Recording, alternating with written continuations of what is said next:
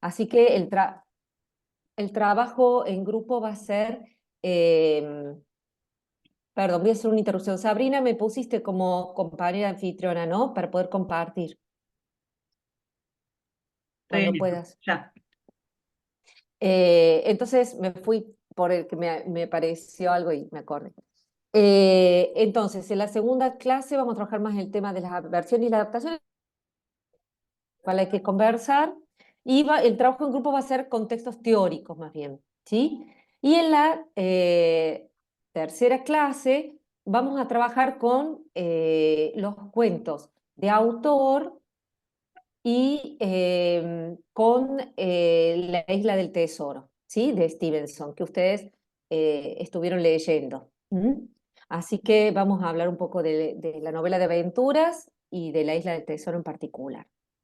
Ustedes vieron que hay bibliografía teórica que figura como ampliatoria, pero sinceramente mucha de la bibliografía que ustedes tienen ahí como complementaria es sumamente interesante. Así que los invito a que cuando puedan la lean también, no la dejen de lado. Bueno, voy a empezar compartiendo un PowerPoint donde hay algunas citas de autores, son citas teóricas, que me van a ayudar a mí particularmente y nos van a ayudar a todos a ir pensando esto de los cuentos populares. Bueno, ¿por qué empiezo con los cuentos populares? Un poco está implícito en cómo organicé las tres clases, porque cuando hablamos de clásicos, en realidad los clásicos abarcan una infinidad de cuestiones, ¿no? Entonces, si yo pienso en los clásicos, por un lado tengo cuentos, así, lo primero que me viene a la mente, bueno, Caperucita Roja, Blancanieves, La Bella Durmiente del Bosque, ¿no? Rapunzel, etcétera. Esos cuentos son cuentos populares, es decir, son cuentos de tradición oral. Y vamos a ver todo lo que significa los cuentos populares, ¿no? No voy a llevarle mucho el apunte al chat porque me distrae muchísimo. Así que pido disculpas si ven que no lo contesto, porque si me pongo a mirar el chat no puedo concentrarme. Soy señora mayor y me empiezo a dispersar y, y me olvido todo. Bueno, entonces, volviendo al tema este de los cuentos populares, bueno, vamos a ver todo lo que significa. Yo dije, ayer di también en la diplomatura en la clase de cuentos populares y hice un poco una broma, ¿no? Pero que no es tan broma, de que Caperucita Roja se parece más al lobizón de lo que uno cree, o a, qué sé yo, al Yacilla Teré, al Pombero, ¿no? Ahí ya vamos a ver por qué. ¿No? No en las historias necesariamente, sino en esto de que son verdaderamente cuentos de tradición oral, cuentos populares. Pero los clásicos no se terminan ahí. Ustedes mismos han estado leyendo La Isla del Tesoro y sabemos que hay un montón de clásicos que son de autor, ¿no? Y es otra cosa completamente diferente cuando hablamos de clásicos de autor. ¿Mm? Se llaman clásicos también por otra cosa. Eh, y dentro, tanto de los, hablando de los clásicos de autor como de los cuentos populares, aparece el problema, vamos a llamar problema, no porque siempre sean algo negativo, ¿no? Pero realmente hay que problematizar la cuestión de las adaptaciones. Lo que nos llega por lo general de los cuentos clásicos y en particular ni hablar de los populares que no tienen autor, es decir, que son anónimos, son adaptaciones. Y vamos a ver incluso que aunque sean adaptaciones o digamos versiones muy cercanas al cuento antiguo, se da cuenta que no hay mucha manipulación del texto para el destinatario infantil, sin embargo, no deja de ser adaptaciones. Pero bueno, vamos a ir de a poquito. Así que voy a empezar con las citas que a mí me ayudan para profundizar un poco, porque particularmente me parecen interesantes, ¿no? Sí, les voy a pedir que me digan si se ve bien. Sí, se Se ve ve bien. perfecto. Sí, sí, se ve. Perfecto. Bueno, de paso, las ilustraciones no están porque sí. Elegí ilustraciones que me parecen poderosas, potentes, artísticas, porque también los clásicos que han sido durante mucho tiempo, digamos, objeto de estudio de antropólogos, de historiadores, ¿no? de psicoanalistas, por supuesto han estado también de académicos, de lingüistas y también docentes, también han sido objeto digamos, de la obra de grandes artistas. ¿Mm? Y me parece importante observar bellas ilustraciones, ilustraciones realmente de valor artístico, en contraposición a lo que lamentablemente muchas veces se le aproxima a los niños cuando les ofrecemos adaptaciones comerciales, ¿sí? Que no tienen un valor artístico ni en el texto ni en las ilustraciones. Es decir, se cae a menudo en las ilustraciones estas de adaptaciones comerciales, pero eso vamos a hablar más en la clase que viene, en ilustraciones estereotipadas, pobres, ¿no? Siempre muy parecidas entre sí. Vean lo que es esta ilustración, por ejemplo, de Erol Lecain, ¿no? Para La Bella Durmiente de los hermanos Grimm. Bueno, dice Jorge Rivera, ubicuos, anónimos, viajeros del tiempo y de las culturas, como dice Melville Herkovitz, cambiantes, pero fieles en el fondo a su sustancia íntima, los cuentos acompañan al hombre desde las épocas fundacionales del arco, la cerámica y el hacha de piedra. Puede decirse que lo flanquean con una solidaridad de viejo perro que ha resuelto compartir sus faenas, sus horas de descanso, sus batallas y sus largas migraciones a través de ríos, cordilleras y desiertos.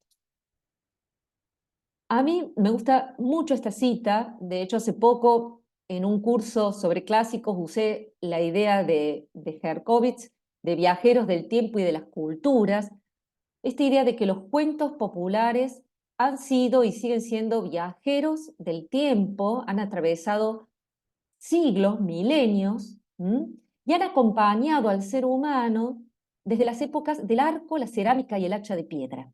¿Sí? Un teórico, que es Vladimir Prop, que se ocupó de analizar los cuentos populares rusos, un teórico ruso, dice que estos cuentos, muchos de ellos, no vamos a decir todos, tienen su origen en el Neolítico.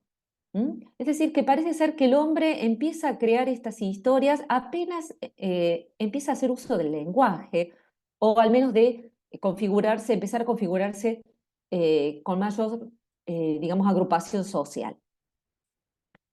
A mí me encanta la idea de que los cuentos flanquean con una solidaridad de viejo perro que ha resuelto compartir sus faenas, ¿no?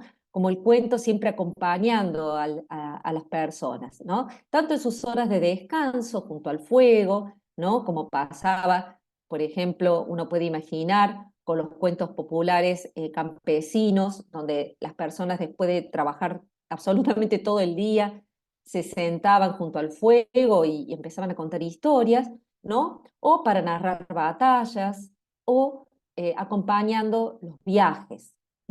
Por eso los cuentos han atravesado, junto con las personas, distintas geografías y distintas culturas.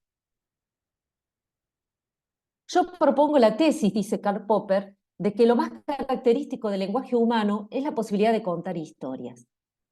A mí me encanta esta idea, de que el lenguaje humano, lo más característico es contar historias. Esto lo voy a retomar después de terminar la cita. Bien puede ser que esta habilidad haya existido en el mundo animal, pero sugiero que el momento en el que el lenguaje se volvió humano se encuentra en la más estrecha relación con el momento en el que el hombre inventa un cuento.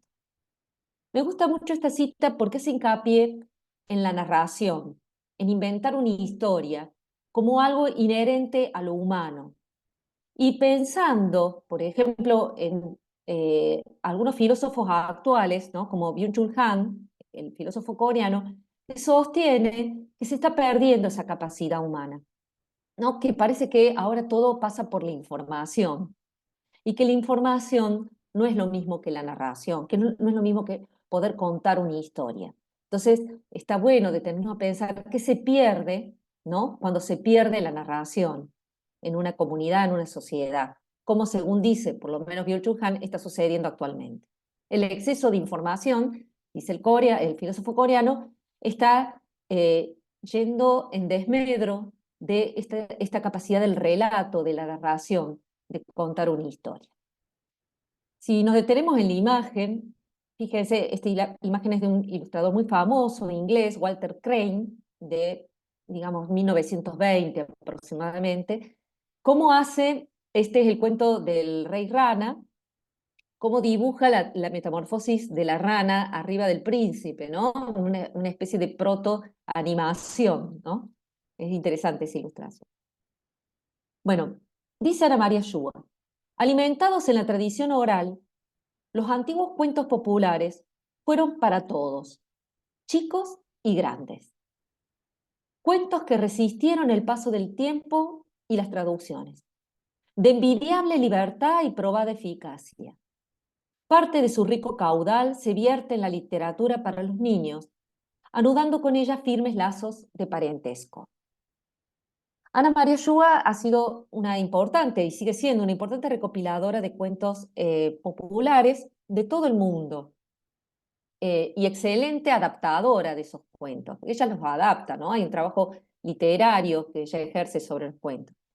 Como suele suceder a menudo en muchas personas que han recopilado y llevado estos cuentos a la escritura.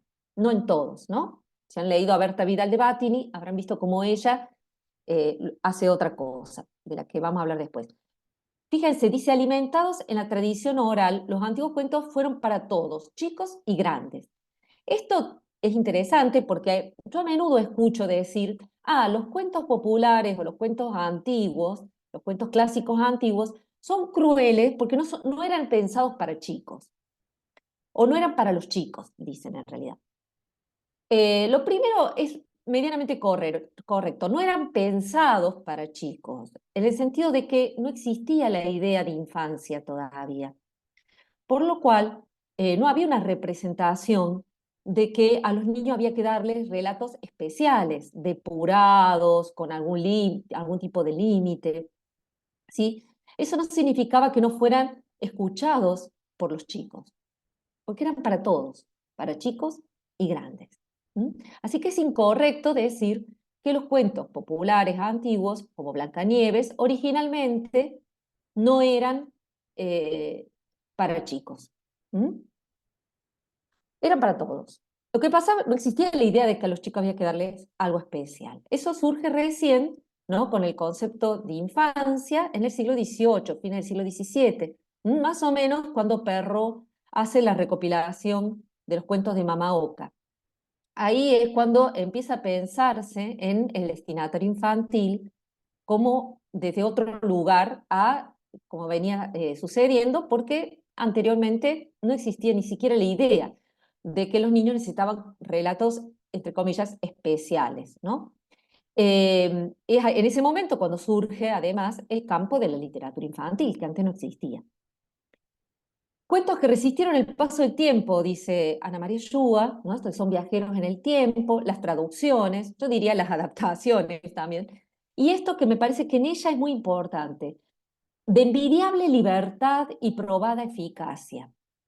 También Calvino hace hincapié en que estos cuentos son muy eficaces en el sentido de que el tiempo, digamos, los ha depurado hasta volverlos verdaderas joyas, ¿no? Narrativas, que no fallan, pero no fallan como literatura. A ese tipo de eficacia nos estamos refiriendo, ¿no? La eficacia del arte, como arte no fallan. Y la envidiable libertad que tiene que ver con esto que decíamos hace un rato. No son cuentos que hayan surgido con límites de representaciones de infancia y entonces aparecen cosas que si el adaptador o el traductor respeta, no modifica, bueno, ponen en jaque o pueden hacer cimbronar al menos algunas representaciones de lo adecuado para niños, por ejemplo. Bueno, esta ilustración es de Rachman, otro gran ilustrador. Son siluetas hechas en papel recortado de la Bella Durmiente. No sé si el cursor se ve, pero acá a la derecha arriba, en la parte superior derecha, está la Bella a punto de tocar la rueca, perdón. Por aquellos tiempos, dice Vladimir Prop, el ruso que estudió los cuentos populares rusos recopilados por Afanasiev en el siglo XIX, por aquellos tiempos, mientras el campesinado, aún sometido a la servidumbre, se hallaba aislado de la enseñanza y de la civilización, y la iglesia predicaba sumisión al orden establecido, el pueblo daba rienda suelta a su fantasía en los cuentos, creando imágenes de una belleza, una fuerza vital y una veracidad extraordinaria. Todos los estudiosos de los cuentos populares coinciden en que los creadores de estos cuentos son los campesinos, la base social, es decir, los más pobres, los más vulnerables, los que viven en situaciones de extrema pobreza. Robert Darnton, que usted lo tiene en la bibliografía, estudia los cuentos de los campesinos franceses durante lo que se llama el Antiguo Régimen, es decir, antes de la Revolución Francesa, antes de 1789. Entonces, él habla en ese artículo, que es buenísimo, si, ojalá lo lean, porque realmente es buenísimo, él habla de condiciones terribles de existencia, ¿no? Hambrunas, peste, pobreza, bueno, las dificultades que atravesaban estas personas, llevando una vida, aparte de un trabajo de sol a sol, y que bueno, en sus cuentos aparecen estas cosas, ¿no? Así como Sipes, que es otro estudioso, se dedica a observar cómo en los cuentos aparecen problemáticas femeninas, porque muchos de estos cuentos eran contados por mujeres. Dicen estas personas, estos estudiosos, que la mayoría de los narradores eran mujeres. Y aparecían estos cuentos. Muchas veces los recopiladores, hubo recopiladores mujeres también, pero que no tuvieron tanta fama, digamos, como los varones. Y bueno, Sykes, por ejemplo, se ocupa de estudiar cómo aparecen con más fuerza las problemáticas femeninas en las recopiladoras mujeres también. De eso vamos a hablar un poquito quizás más adelante. La ilustración es de Ivan Bilibin, que es el ilustrador más famoso de los cuentos populares rusos, de un cuento que se llama El zar Saltán. De este cuento proviene El vuelo del moscardón, que quizás hayan escuchado alguna vez de Rimsky-Korsakov, que es una escena del cuento, quien lo recopila es Alexander Pushkin, que es un escritor romántico ruso, no es Afanasiev, que es otro que también recopila los cuentos rusos. Ha habido muchos recopiladores de cuentos rusos, también Tolstoy, por ejemplo. Dice Sipes, que ya lo nombré, Sipes es este que en un libro que se llama El irresistible cuento de hadas, que está en Fondo de Cultura Económica, estudia, digamos, la impronta femenina en los cuentos populares desde un lugar para mí muy serio, muy complejo, muy interesante. Sipes dice, estos cuentos son profundos documentos acerca de los esfuerzos de la gente común de Rusia, de su fe en criaturas extraordinarias para ayudarlos en tiempos de necesidad. Son también sueños de compensación por su impotencia. Son historias de resistencia y esperanza, ¿no? Muchos, incluso Italo Calvino también, que es quien recopila, uno de los que recopila los cuentos populares italianos, hablan de estos cuentos como verdaderos y hablan de cómo aparecen en estos cuentos, a pesar de toda la fantasía que encarnan, ¿no? Aparecen, voy a dejar de compartir, ahí está, así los puedo ver también. Eh, Aparecen elementos de la realidad, ¿sí? Entonces, incluso algunos, como Robert Darnton, que es historiador, dice, bueno, no son documentos convencionales de los cuales nos valemos los historiadores, porque es ficción, ¿no es cierto? Pero sin embargo, uno puede, digamos, descubrir en estos cuentos cómo vivían las personas en aquellos tiempos. Lo que pasa, lo difícil es también situar en qué tiempos, ¿no? Él, bueno, toma los cuentos de Perrault y algún otro y se sitúa como en lo inmediato anterior a la Revolución Francesa. Pero los cuentos que recopiló Perrault no fueron creados en la época de Perrault, ¿no? Que ya dije, es 1697 la fecha, o sea, fines del siglo XVII, cuando Perrault publica los cuentos de Mama Oca. O sea, Perrault ha tomado estos cuentos, algunos dicen que incluso de la niñera de su hijo, ¿no? O quizás de su propia niñera. Pushkin eso lo explicitó, el que hizo la recopilación en la cual está el Zar Saltán, que además está escrita en verso. También Perrault tiene algunos cuentos en versos, otros en prosa. Por ejemplo, Piel de asno está en verso, y Los deseos ridículos también. Y bueno, estos autores, digamos, han tomado, se dice, estos cuentos de la oralidad misma, de las nanas, de las niñeras. Ellos eran personas que pertenecían a la nobleza, en el caso de Pushkin, o a la burguesía intelectual de la corte de Versalles, en el caso de Perrault, no eran campesinos, pero conocían muy bien estos cuentos. ¿Por qué los conocían? Porque ellos, como personas de clases adineradas, eran criados por niñeras campesinas y eran ellas las que les contaban a estos pequeños burgueses o nobles los mismos cuentos que les contaban a sus propios hijos, ¿no? Así que había ahí una comunicación entre la cultura popular y la cultura burguesa o de las clases altas interesante, porque los, conocían estos cuentos. Además, en la época de Perrault se pusieron, dicen los que saben, de moda entre los ricos, entre los reyes. O sea, los cuentos de campesinos, los cuentos que creaban las clases populares, los cuentos que creaban los analfabetos, los ignorantes, los que trabajaban doblados sobre la tierra de sol a sol, ¿no? Que por supuesto nunca iban a entrar a la corte de Versalles. Esos cuentos que esa gente creaba eran cuentos que se leían para entretenerse en la corte. Los leían, Perrault, por ejemplo, escribe el libro en ese momento, pero no solamente él. Madame, nunca, yo soy muy mala pronunciando cualquier cosa, pero bueno, Dano creo que se dice, después la puedo escribir si la encuentro rapidito, es quien le pone a los cuentos maravillosos, que ahora voy a explicar algo sobre esto, cuentos de hadas. Ella lo llama así, conte de fées o algo así.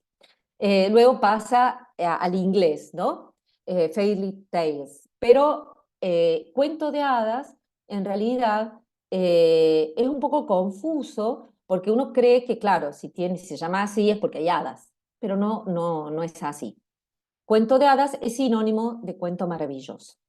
¿Mm? Podés tener hadas o no. Es decir, yo tengo la Bella Durmiente del Bosque, donde hay hadas, y es un cuento maravilloso, pero también tengo el Gato con Botas, donde no hay hadas, o Caperucita, donde no hay hadas, y también son cuentos de hadas. Eso porque a veces dice Sipes, el que ya nombré, este señor que se ocupa de los cuentos desde una perspectiva feminista, él dice que Madame Dano, que además tenía una biografía muy interesante, fue una mujer que se independizó de su marido, o sea, para la época era muy interesante esta mujer, dirían hoy muy empoderada. Esta señora lo hizo a propósito, ¿no? O sea, tomando a la figura del hada como una figura fuerte, una figura femenina fuerte. Y Sipes también lo dice, ¿no? Hadas y brujas son figuras femeninas muy fuertes y las mujeres lo sabían. Y Madame Dano es una de las preciosas del siglo XVIII que va a contar estos cuentos en sus salones literarios, por ejemplo. Otra que quizás hemos oído nombrar es Madame Le Prince de Beaumont, que pasó a la historia o se hizo famosa por La Bella y la Bestia. ¿Mm? Bueno, ¿vamos bien o ya se cansaron de la tona cordobesa? No, no, súper interesante. Bueno, cualquier cosa, ya saben que el chat no, pero por ahí si alguien quiere poner la manito o algo, preguntar sobre todo, o frenarme, volver, no hay problema. Bueno, eh, bien. eh, voy a leer un cuento de hadas. Perdón, porque les iba a definir el cuento de hadas, porque vamos a hacer una aclaración.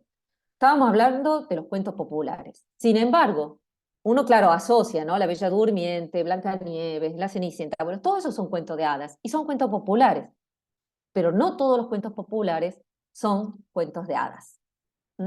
Dentro de lo que son los cuentos populares existen otras clases de cuentos que son los cuentos maravillosos o cuentos de hadas. ¿Sí? Hay distintas clasificaciones, a mí no me cierra ninguna, me parecen un poquito, ninguna, he visto, no, tampoco he visto tantas, pero por ejemplo, a ver si la encuentro, eh, Chertudi, que es una estudiosa de los cuentos populares de nuestro país, habla de una clasificación donde dice que, bueno, los cuentos populares se dividen en cuentos maravillosos, pero también cuentos de animales. En eso coinciden casi todos. No le estoy encontrando a Chertudi, a la cita, pero bueno, más o menos me acuerdo. También habla de cuentos de espanto, que yo imagino que son, por ejemplo, los de lobizón, ¿no? Esos cuentos que llamamos de terror muchas veces, que también los hay, cuentos populares de espanto. Y ella dice cuentos de humanos, y después habla de cuentos encadenados, ¿no? También de cuentos religiosos, ¿sí? Bueno, es una clasificación que cambia según los autores, es medio rara porque por un lado habla de cuentos encadenados, que sería una estructura, y después habla de cuentos de animales o cuentos de humanos, y ahí está apelando a los personajes. Entonces es medio raro el criterio. Pero no importa, el tema es tener claro que no todos los cuentos populares son cuentos maravillosos. Dice, por ejemplo, otra estudiosa, que la voy a escribir acá, eh, que es Berta Vidal de Batini. Berta Vidal de Batini la nombro porque es nuestra hermana Grimm. Es una profesora de la universidad, ella es de Santa Fe, pero estudió también, vino a Buenos Aires y trabajó en la UBA y trabajó para el CONICET y trabajó, bueno, para el Ministerio de Educación y gracias a que, bueno, trabajó en todos esos lugares públicos, eh, pudo hacer una tarea enorme porque durante 30 años recopiló cuentos populares y leyendas y mitos de nuestro país, que reunió en 10 tomos. No me acuerdo, tendría que haberme fijado ayer, porque tenía el número en algún lado, pero son muchísimos cuentos, 10 tomos, ¿sí? Donde incluso tiene varias versiones de un mismo cuento, ¿no? Recopilados en todo nuestro país. Bueno, Berta Vidal de Batini dice que los cuentos maravillosos son los que más complejos y son los que primero se pierden, porque requieren de una habilidad del narrador que no todos los narradores tienen. ¿Mm? Entonces, a veces muere la narradora, ¿no es cierto? Y bueno, y el cuento se perdía. Ella estaba muy preocupada por eso también. Entonces, los cuentos de animales los vamos a encontrar a menudo. Dentro de los cuentos de animales, que son muy reconocibles, que no es lo mismo que la fábula, ¿no? Porque no son con moraleja. Al contrario, muchos, no digo todos, pero sí una buena parte de los cuentos de animales pertenecen a lo que podemos llamar también cuentos de pícaros. Y ahí aparece un personaje muy querible y muy conocido, que es el zorro. ¿Sí? Entonces, dentro de los cuentos de animales están los cuentos de pícaros, donde el protagonista suele ser el zorro y su antagonista suele ser alguien más poderoso que él. En Europa, el antagonista del zorro es el lobo, si nos tiramos y si nos tiramos más hacia los países eslavos, es el oso. Acá, el antagonista del zorro es el tigre, que por supuesto no es el tigre de Bengala, sino es el jaguarete. Sí, o a veces el puma, también, el león, le dicen acá, ¿no? Entonces, vamos a detener un poquito en el pícaro. Ustedes tienen bibliografía sobre el pícaro, no sé si han alcanzado a ver algo. Eh, no todos los cuentos de animales son de pícaros. ¿Mm? Eh, y además hay cuentos que no son de animales, que también tienen pícaros. ¿Mm? Cuentos de personas, por ejemplo, de humanos, como diría Chertudi, que son de pícaros, y, o sea que el pícaro no solamente es el zorro, por ejemplo, ¿no? Ahora, es interesante esto de que, el que yo decía recién, que hay cuentos que no son muy edificantes, que digamos, porque el pícaro no es un personaje moralmente correcto, todo lo contrario. Más bien es un personaje transgresor respecto a la moral oficial, ¿sí? O a la moral que supuestamente muchos adultos están emperrados, ay, me salió una palabrita, a las criaturas, a los niños. Bueno, voy a ir un poquito a definir el cuento maravilloso, que sería este subgénero dentro de los cuentos populares que más destaco siempre y que, ¿vamos bien? ¿Sí? Bueno, siempre cuando uso la virtualidad tengo miedo de estar hablando sola. Que no sería raro en mí, pero bueno, en esta situación sería más incómodo. Bueno, los cuentos maravillosos tienen cierta particularidad porque después van a ser retomados. Cuando hablamos de los cuentos de autor, no me voy a extender mucho eso porque es la clase que viene, pero los cuentos de autor son sobre todo los de un periodo que es la edad de oro de la literatura infantil, que es el siglo XIX, mediados del siglo XIX, principios del siglo XX, si quieren extenderlo un poquito más. Acá, bueno, quería decir a raíz de eso que los cuentos de autor no es el caso de La Isla del Tesoro, que es un cuento realista, porque es una novela de aventuras, pero muchísimos cuentos de la literatura infantil considerados clásicos, como Alicia en el País de la ¿no? Como, bueno, el Cascanueces, los cuentos de Andersen, apelan al género maravilloso, pero no han creado el género maravilloso.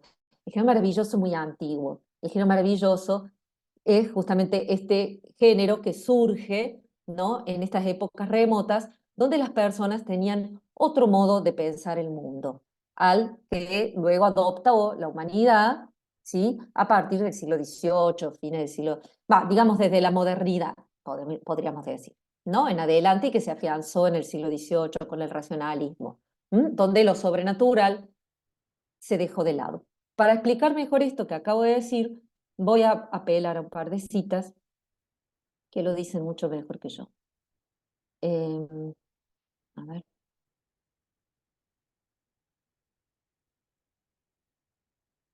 Esta no se está, no me gusta cómo se está viendo. Claro, porque es un PowerPoint.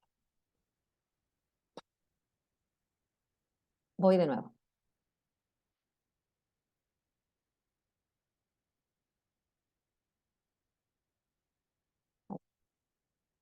Eh, Otra vez abrí el PowerPoint. Gracias.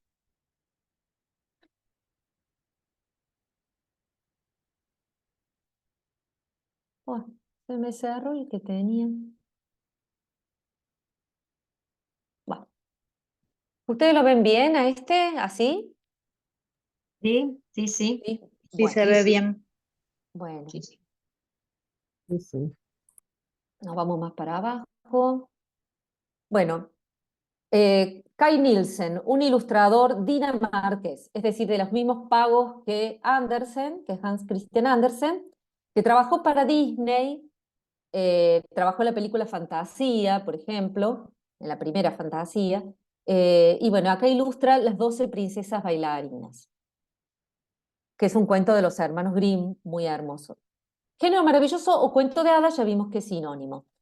Dice Jaime Rez, en la narrativa medieval, en los relatos folclóricos o tradicionales y en el cuento de hadas, la irrupción de un hecho insólito, descomunal o prodigioso permite barruntar una concepción de la realidad en que se da por supuesta la existencia de un mundo sobrenatural, a veces tan contiguo al de la vida cotidiana que cabe pensar de una a otra que cabe pasar de una a otra comarca casi sin que la presencia de la frontera sea percibida. A causa de ello, si bien puede haber personajes o situaciones inquietantes, en tales historias no suele resultar perturbadora o terrorífica la vinculación que se establece entre el ámbito natural en que transcurre lo secular y previsible y esa región incierta y penumbrosa donde habitan duendes, hadas, brujas y todos los demás causantes de milagros y portentos. A este tipo de relato cuyo narrador u oyente pareciera admitir en su lógica imaginaria la existencia de otro mundo, generalmente se lo ha denominado cuento maravilloso.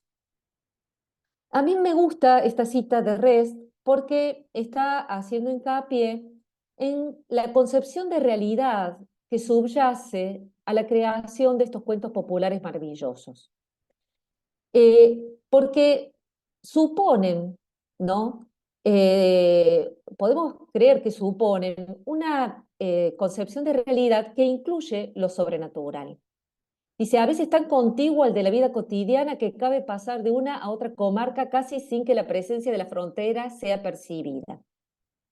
Se podría decir entonces que estos cuentos tienen que ver con una cosmovisión totalmente distinta a la de quienes hemos decidido, o no lo hemos decidido, hemos heredado un modo de ver la realidad que divide lo sobrenatural de lo, llamémoslo, real o natural, ¿sí? Y que supuestamente tenemos muy claro qué es lo que existe y qué es lo que no existe. Digo supuestamente, porque ya los avances de la ciencia me parece que ya han puesto en jaque varios de esos. Entonces, y eso se está notando mucho en el cine, por ejemplo. Eh, entonces, nosotros suponemos que sabemos muy claramente que esto es real y esto no es real. Entonces, la realidad tiene sus límites y hay cosas que tienen que ver con la fantasía, las supersticiones, la imaginación, llamémoslo como quieran. Bueno, las personas que creaban estos cuentos antiguos, maravillosos, no pensaban así, sino que su realidad incluía lo sobrenatural. Entonces estaban contando un cuento que ellos sabían que era ficción, porque el cuento es un relato que quien lo cuenta y quien lo crea y quien lo escucha, parte del hecho de que eso que se está contando no sucedió, es una ficción. Eso es un cuento, a diferencia de un mito y una leyenda supuestamente también, pero bueno, después vamos a hablar de eso.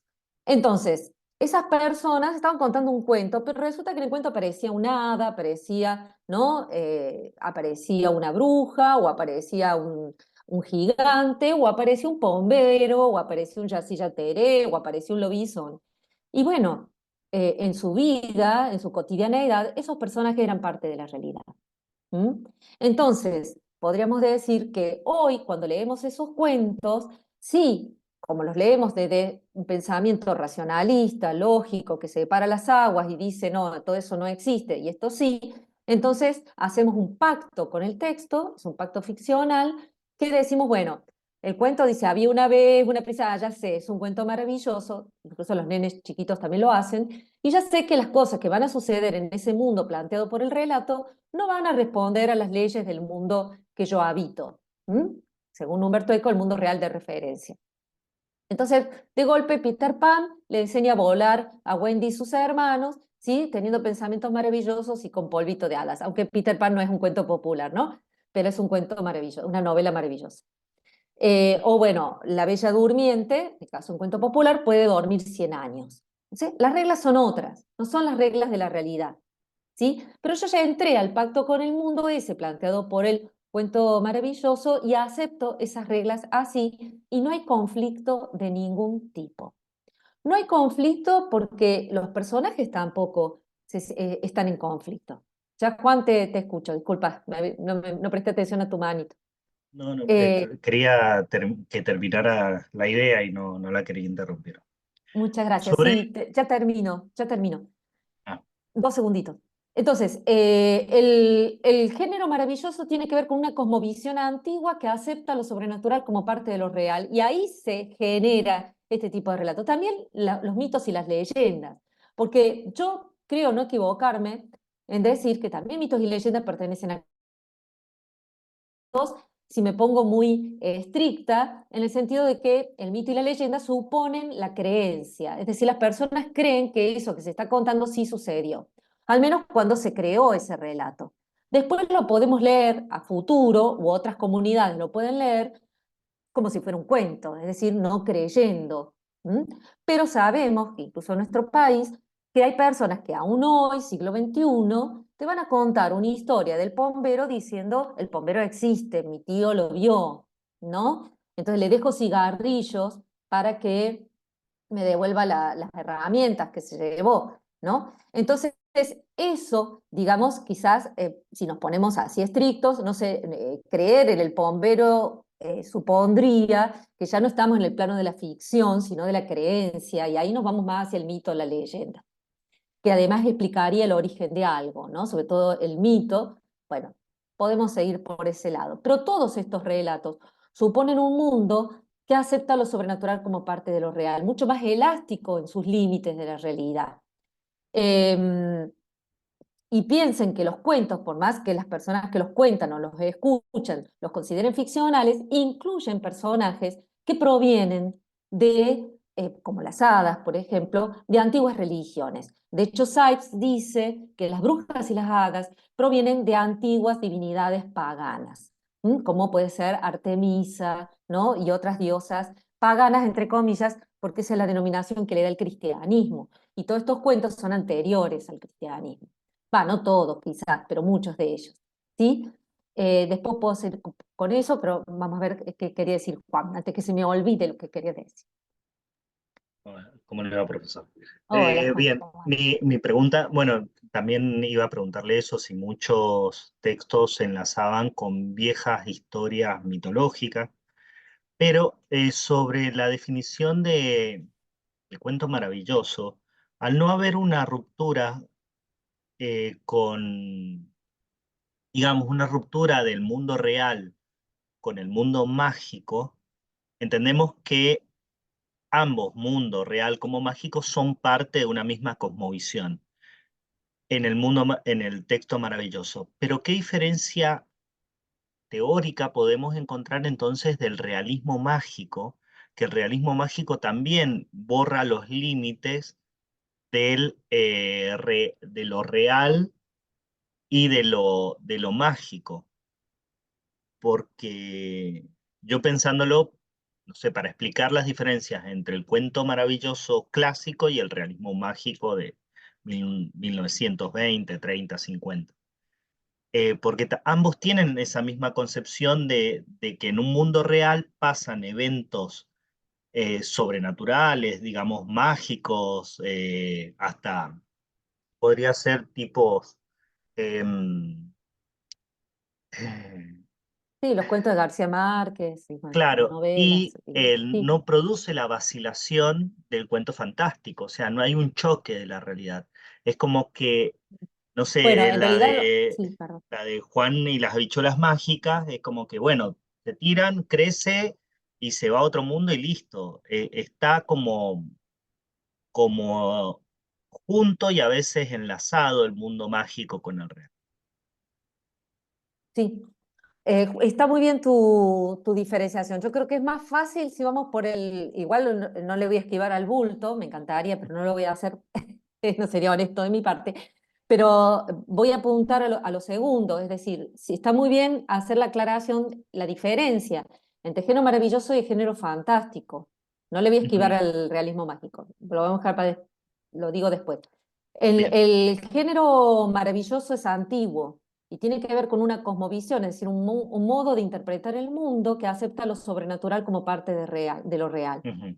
Por lo cual podríamos decir un poco humorísticamente que para los antiguos La Bella Durmiente es un cuento realista. Lo digo un poco en broma, pero porque forma No, sí, parte sí. de su modo de comprender la realidad. Hoy los leemos desde otro lugar. De hecho, eso ha producido históricamente que el cuento terminara en el mundo de la infancia, de las infancias, porque hubo como a partir del racionalismo, cierto, estos son cuentos de ignorantes, son supercherías, creencias, por ejemplo, en el bombero, ¿no? Uno escucha, no, cómo van a decir que eso existe? Así, de una manera un poco peyorativa, ¿no? Eso tiene que ver con una concepción racionalista. De hecho, Rousseau prohibía que se le contara a los niños cuentos de viejas, lo llamaba él, estos cuentos que confundirían a los niños, decía Rousseau, ¿no? Porque él justamente quería apartar a las infancias a la infancia de estas ideas relacionadas que aceptaban lo sobrenatural como parte de lo real, ¿no? Ujú. En cambio, el fantástico es un género muy reciente, si vos querés, ¿sí? Es decir, es un género que necesita que el ser humano ya tenga clara, entre comillas, porque yo por lo menos no lo tengo tan claro, la diferencia entre lo real y lo sobrenatural, justamente para producir el conflicto. En el maravilloso no hay conflicto. Por eso podríamos incluir en el maravilloso, para mí, por ejemplo, por supuesto, el high fantasy se lo llama, ¿no? O la fantasía épica, es decir, a Úrsula Le Guin con Historias de Terramar, al Tolkien con El Señor de los Anillos o a Lewis con Narnia, ¿no? O sea, son relatos que están más cerca del maravilloso que del fantástico, aunque se los llame fantasy. El fantástico pensado, todas estas clasificaciones son relativas. Yo en el análisis de cada historia, de cada cuento, ¿no? Y ver, pero por supuesto que nos sirven para pensar. En el caso del fantástico, al menos desde la perspectiva de Todorov, que me parece que es la que tomas vos por lo de la vacilación, el fantástico supone un conflicto. Es decir, ya sea el narrador, como el personaje, como el lector, se sienten conflictuados, incluso a veces tensionados o, digamos, se les mueve el piso frente al hecho de que en la realidad sucede algo que pone en crisis los límites de lo real. Entonces pone en crisis mi concepción de lo real, y eso no es poco. Por eso hay personas que hasta sienten rechazo por el fantástico, ¿no? Es una movida de piso fuerte. ¿Qué pasa con el realismo mágico? A mi entender, el realismo mágico y es una aproximación al maravilloso otra vez. Estamos muchísimo más cerca del maravilloso que del fantástico, porque ahí no hay concepto lo sobrenatural como parte de lo cotidiano. Lo que pasa, ahí yo nunca me puse a reflexionar mucho en el realismo mágico, ¿no? Pero me parece que son autores que no creen, o no es que forman parte de una comunidad, como en el caso de los cuentos antiguos, que creían, sino que simplemente están tomando esto como algo cultural propio si vos querés, de los sectores más populares de su comunidad. Pero no, ellos no pertenecen a esos sectores, son Entonces se intelectuales. podría ver como las leyendas de autor. A ver, salvando que las leyendas de autor, los autores Claro, toman las formas de la leyenda para hacer un un... Andersen, ponele, Claro, sí, sí, o sí, un sí. Tolkien, incluso. O Claro, Becker que toma esa... claro, entonces claro, sería, claro, por eso yo el te decía realismo que esta mágico lo gente podríamos creía pensar en esas cosas, como, incluso, perdón, como un maravilloso de autor, por así decirlo. sí, más o menos, medio forzadito, pero sí, claro. Ujú. Tiene una cuestión de identidad, ¿no? De querer tomar una Ujú. identidad de sus naciones relacionadas a las creencias populares. ¿Mm? Bien. Me parece a mí. Perdón, Ujú. no sé cómo levantar la Hablando de la mano. Ah, identidad, ¿quién levantó la mano? yo, ¿Vos? pero no ¿Nora? sé. Sí, sí. Ah, pero no, como no, yo pensé que ibas a poner la manito No la amarilla, ¿viste? encuentro. Porque si Estoy yo tu mano no la veo, encima tenés poquita luz. ah, Está bien, no te das problema, pero te escucho, sí. no, no encuentro la manito. Acá no. Hay un problema, tengo un problema de No algo, importa, ¿qué ibas a algo decir? mágico.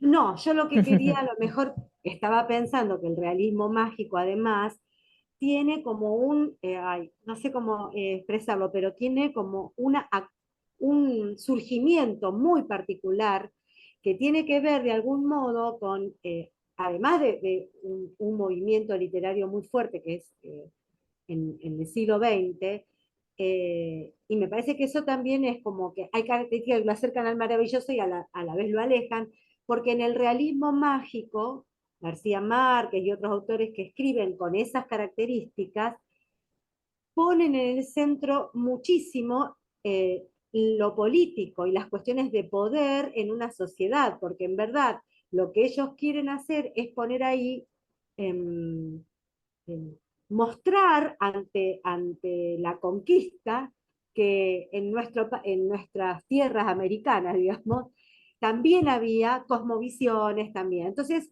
ahí se juegan como otras cuestiones, me parece. Y es cierto, aparecen muchos elementos parecidos a lo maravilloso, mucho más cerca que lo fantástico, pero es como eh, otro contexto de surgimiento y como una Sí, respuesta. están quizá queriendo apartarse justamente de la cosmovisión de los dominadores, digamos, Sí, ¿no? de hecho Que ellos sería cuando llegan una acá, cosmovisión más racional, más exacto, realista. exacto. De hecho, Pero, cuando ellos llegan ojo, acá, sí, perdón. Sí. No, no, vos, sí, te escucho. No, iba a decir que cuando los españoles llegan acá, ellos mismos se sorprenden con lo que ven y la exuberancia de las plantas, de los animales, de todo. Bueno, yo ahora acabo de terminar de leer el libro de Cabezón Cámara, Las niñas de Naranjel, que es maravilloso porque ahí justamente hay mucho de esto que aparece, ¿no? Las Ujú. combinaciones. Bueno, perdón, no, nada más. No, no, está bien. Voy a aprovechar, ya que salió el tema de lo político o lo social, em, para mostrarles algo que tiene que ver con, ya lo nombré yo, con los cuentos populares, que es la figura del pícaro, ¿no? Que es una figura, bueno, acá hay una cita de María Teresa Andreto que es muy linda, sobre el maravilloso, pero voy a pasar al pícaro. El pícaro es yo les nombré el zorro, por ejemplo, ¿no? Es un personaje muy de la cultura popular y lo podríamos asociar a la cultura cómica popular en particular, que trabajó, por ejemplo, Mijael Bastín, porque tiene que ver con la inversión de la que habla Bastín de la cultura cómica popular, ¿no? Porque en el pícaro el débil vence al poderoso y se da una especie de inversión de las jerarquías sociales. Dice Robert Darnton, y lo voy a leer ahora, lo siguiente sobre el pícaro. A la izquierda puse una ilustración que pertenece a un cuento que se llama El pájaro emplumado, que yo les voy a pedir que lo lean para la clase que viene. Es una versión, no voy a decir, bueno, sí lo digo, de Barba Azul, que es un cuento francés, pero esta es la versión de los hermanos Grimm, es decir, la versión alemana. Y la protagonista es una mujer. En realidad son tres mujeres, pero la más chica es la pícara, justamente, y la que logra vencer a su antagonista, que es un brujo varón. Entonces aparece acá esto de el débil, siempre el pícaro es un débil, por eso el zorro lo engaña y lo vence al tigre o al lobo en Europa, ¿sí? Siempre es el débil que vence al fuerte y demuestra su inteligencia, su astucia. Lo vence mediante engaños, mediante trampas, mediante mentiras. Otro ejemplo muy conocido es el gato con botas. ¿Sí? El gato que lo engaña al ogro, diciéndole, bueno, a ver si te podés transformar en un ratón. El ogro, que es orgulloso, lo hace para demostrar su poderío, ¿no? Su fuerza mágica, y y el gato se come el ratón. Entonces, esto demuestra no solamente la astucia del débil, sino la estupidez del fuerte. Traigo esto a colación de lo político, porque Robert Darnton hace mucho hincapié en el pícaro, ¿no? Y voy a leer lo que él dice. Dice, estos personajes, los pícaros, no solo tienen en común la astucia, sino la debilidad. Sus adversarios se distinguen por su fuerza y por su estupidez. En la picaresca el pequeño siempre se enfrenta al grande, el pobre al rico, el humilde al poderoso. Al tramar los cuentos de esta manera y sin hacer un comentario social explícito, la tradición oral les ofreció a los campesinos una estrategia para enfrentarse a sus enemigos durante el antiguo régimen. Repito, es necesario poner énfasis en que no existe nada nuevo o extraordinario en el tema del débil que supere en ingenio al fuerte. Este tema se remonta a la lucha de Ulises contra los cíclopes, a la derrota de Goliat a manos de David, y destaca vigorosamente en el tema de la doncella lista de los cuentos alemanes. No importa tanto la novedad del motivo, sino su intención, la manera como se adapta a un marco narrativo y cómo toma forma en la narración de un cuento. Eh, Robert Darnton aclara que aparezca esta figura, que es una figura controversial, porque además es moralmente, digamos, cuestionable, porque no miente, engaña, no roba si hace falta, y sin embargo es el héroe y va a ser quien va a salir victorioso en la historia, ¿no? Lo cual viene de manera muy, primero poner, como dice Robert Darnton, en evidencia las relaciones de desigualdad social, ¿no? Estos campesinos que eran sometidos, como vimos con las otras citas, ya sea por el poder político, el poder eclesiástico, que vivían, que trabajaban, eran explotados, que morían en las pestes, las mujeres morían en los partos, bueno, los niños no vivían como niños prácticamente, apenas podían caminar, ya empezaban a trabajar. Una realidad que hoy nos resulta aún, afortunadamente, nos resulta lejana, y esperemos que así siga siendo, pero que para ellos era lo cotidiano.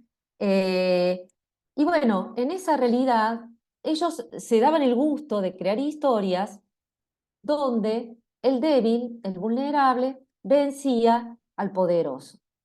Trátese el poderoso de un rey, de un señor feudal. En los cuentos franceses, que son más realistas, a pesar de que tienen elementos maravillosos, porque hay ogros, pero esos ogros se asemejan mucho a un señor burgués, por ejemplo, ¿no? Dice Robert Darnton. Digo esto porque cuando hablan de que dicen los cuentos de hadas son verdaderos, dice Calvino, está jugando con un oxímoron, si vos querés, o con una contradicción, pero en realidad está hablando también de esto, ¿no? Las hambrunas se ven en los cuentos. Hansel y Gretel son abandonados por sus padres, no se pierden. Esa es una mentira de las adaptaciones. Hansel, digo una mentira, bueno, es tonto decir que es una mentira porque se trata de ficciones, pero digamos, es un cambio adaptativo, por supuesto nada inocente. Los niños no se pierden en el bosque, son abandonados por sus padres porque hay hambruna y tienen que decidir si comer ellos o sus hijos. Y los abandonan en mitad del bosque no una vez, sino dos veces, porque Hansel es pícaro y sabe regresar. Los personajes de Hansel y Gretel, que son niños y son pobres, o sea, doblemente vulnerables, igual que la mujercita del pájaro emplumado, ¿no? Que es pobre y además mujer, eh, esos niños finalmente salen victoriosos, ¿no? Es decir, no solamente van a vencer a la bruja, y ahí actúa tanto Hansel como Gretel, porque Hansel es el que pone el huesito para engañar a la bruja que ve mal y le hace creer que todavía no engordó para que no se lo coma, y arroja a la bruja al fuego, ¿no? Al horno, y se escuchan los gritos de la bruja en el horno, es así el cuento, ¿eh? Y los chicos le roban a la bruja, le sacan las joyas que tenía la bruja en su casa y se las llevan a su papá. Y cuando llegan, la madrastra, que era quien más había, digamos, pedido que los chicos fueran abandonados, ya no está.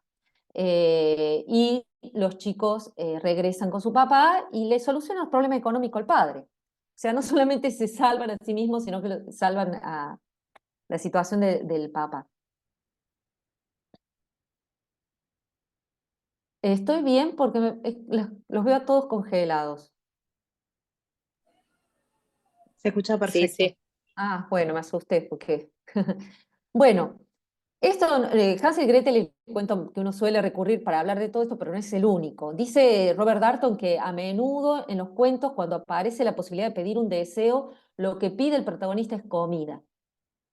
¿No? No pide ser rico, tener castillos, bueno, uno dice que sonso, pero bueno, no, piden una mesa servida, piden comida, porque el hambre era una realidad cotidiana para esas personas, ¿no? Entonces, lo primero que piden, en Los deseos ridículos, que es un cuento que es muy simpático, es un cuento de Perrault, el tipo tiene la posibilidad de pedir 3 deseos, el campesino, y tiene hambre, y dice, ay, ¿cómo gustaría comer una salchicha? Y a la mujer y la mujer le dice, ¿qué hay en esa mesa? Y hay una salchicha.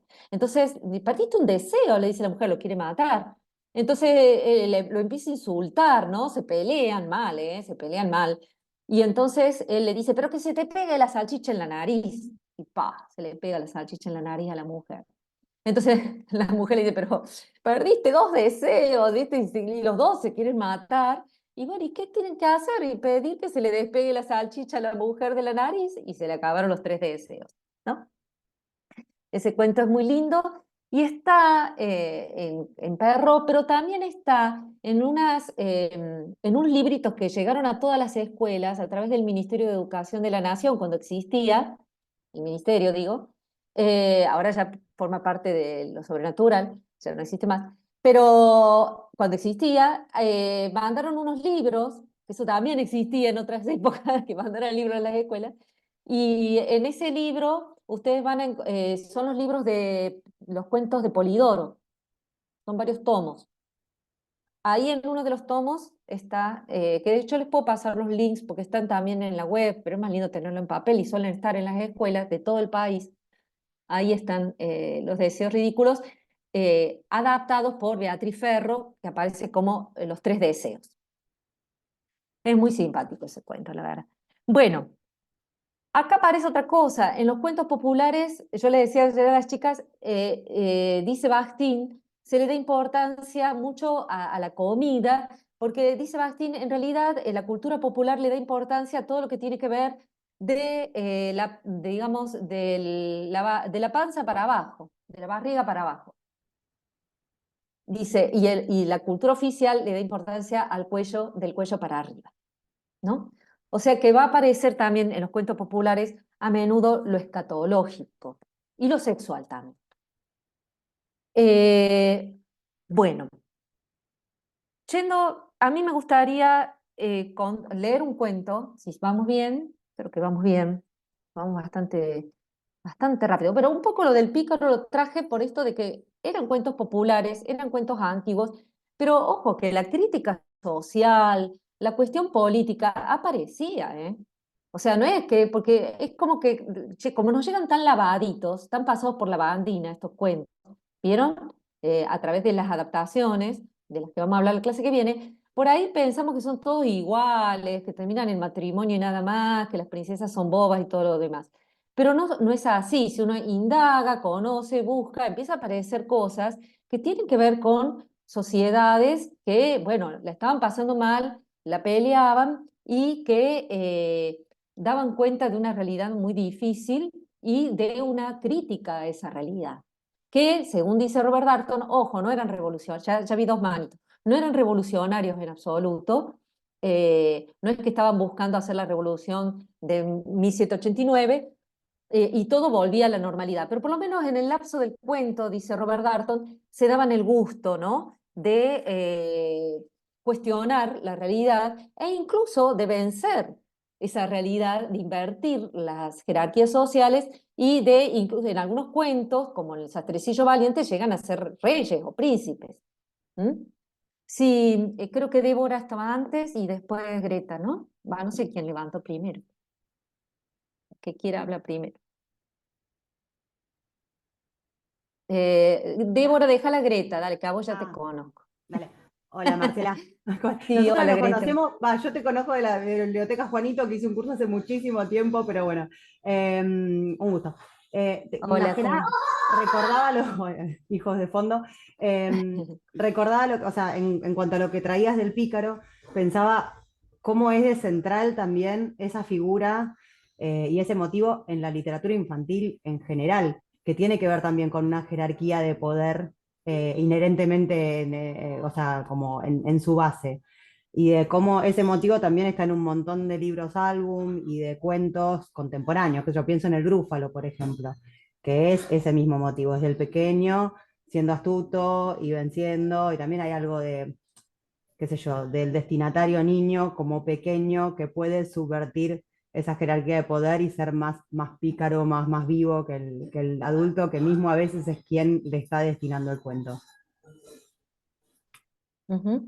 Sí, em, claro, e incluso en los cuentos para niños, hasta a veces se remeda, se imita la oralidad, ¿no? Aparecen cosas como si se le hablara al lector, como si fuera parte de un público oral. Aparecen, sí, estas cosas. Los cuentos clásicos son la base de la literatura infantil, son la base de toda la literatura, estos cuentos populares, ¿eh? Eh, es el origen. Acompañan al hombre desde la época del hacha y la piedra, o sea, están ahí, ¿no? Son estos relatos que han acompañado a la humanidad, así que sí, son el sustrato además, si se les pagara a los creadores de estas historias, serían ricos, pobres campesinos, ¿no? ¿Cuántos libros álbum dialogan con los cuentos populares? Muchísimos. A veces muy bien y a veces muy mal también, ¿no? Hay muchas cosas que pobre artísticamente, que usufructúa también de los clásicos. Hay parodias hermosas, como la de Roald Dahl, por ejemplo, cuentos en verso para niños perversos, y hay parodias pobres, artísticamente, ¿no? Que no hacen otra cosa que invertir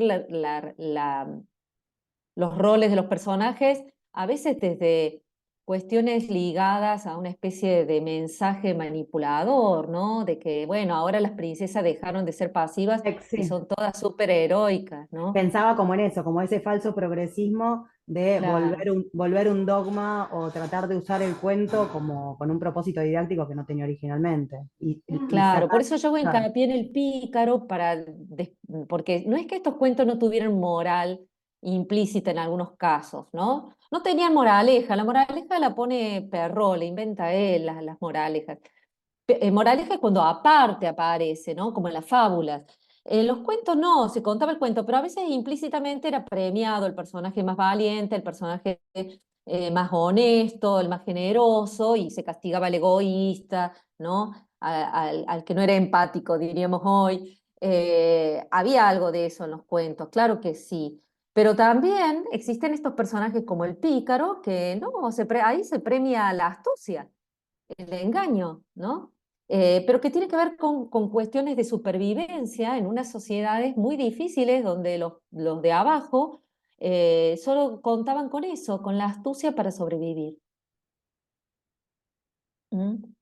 Eh, y los cuentos son preciosos además, porque los pícaros son muy divertidos. Después voy a leer uno si hay tiempo. Sí, Débora. Bueno, no tengo la cámara porque igual ya me conoces. No, la verdad es que te pido disculpas, pero tengo muy mala señal y es o escucharte de corrido o poner cámara. Te quería preguntar el nombre del filósofo coreano, si lo podías escribir, porque lo nombraste varias Qué veces, mala que pero sos. no lo, bueno, o decirlo despacito para que lo podamos Byung-Chul escribir. Han, ya lo anoto. Voy a buscar el Ah, ahí libro, lo uno de los escribieron, libros que mira, voy a ahí mano y Greta lo te lo escribió. anoto. Mira, Greta lo Ah, escribió en el bueno. chat. Listo, muchas gracias. Byung-Chul Han. Sí, tiene muchos libros. Este es el último, creo que es sobre la crisis de la narración, que es un poco lo que yo dije. El libro es mucho más complejo, pero me refiero a que ahí él hace hincapié en esto de la crisis de la narración. Listo, gracias. Bueno, eh, bueno, no, por favor. Vamos por un cuento largo, vamos todavía, le hacemos caso a Byung-Chul Han y vamos a escuchar, porque él habla de la falta, y es cierto, chicos, la falta de atención que tiene nuestra sociedad, cómo nos cuesta, y no solamente en Zoom, ¿no? Cómo nos cuesta escuchar, detenernos a escuchar. Pensemos en esas sociedades que estaban horas escuchando cuentos, a veces historias larguísimas, como lo dice, bueno, no creo que la hayan contado entera, pero realmente no solo había una gran memoria, sino también una capacidad de escucha en esas sociedades que hemos ido perdiendo. ¿Mm? Entonces, vamos a hacer honor a la escucha y a la paciencia y les voy a leer un hermoso cuento, a mi parecer, que es Urashima. ¿Sí? Es un cuento japonés. Y acá aparece algo. Ustedes me dirán, Urashima. A ver, ¿no era clásico que íbamos a ver?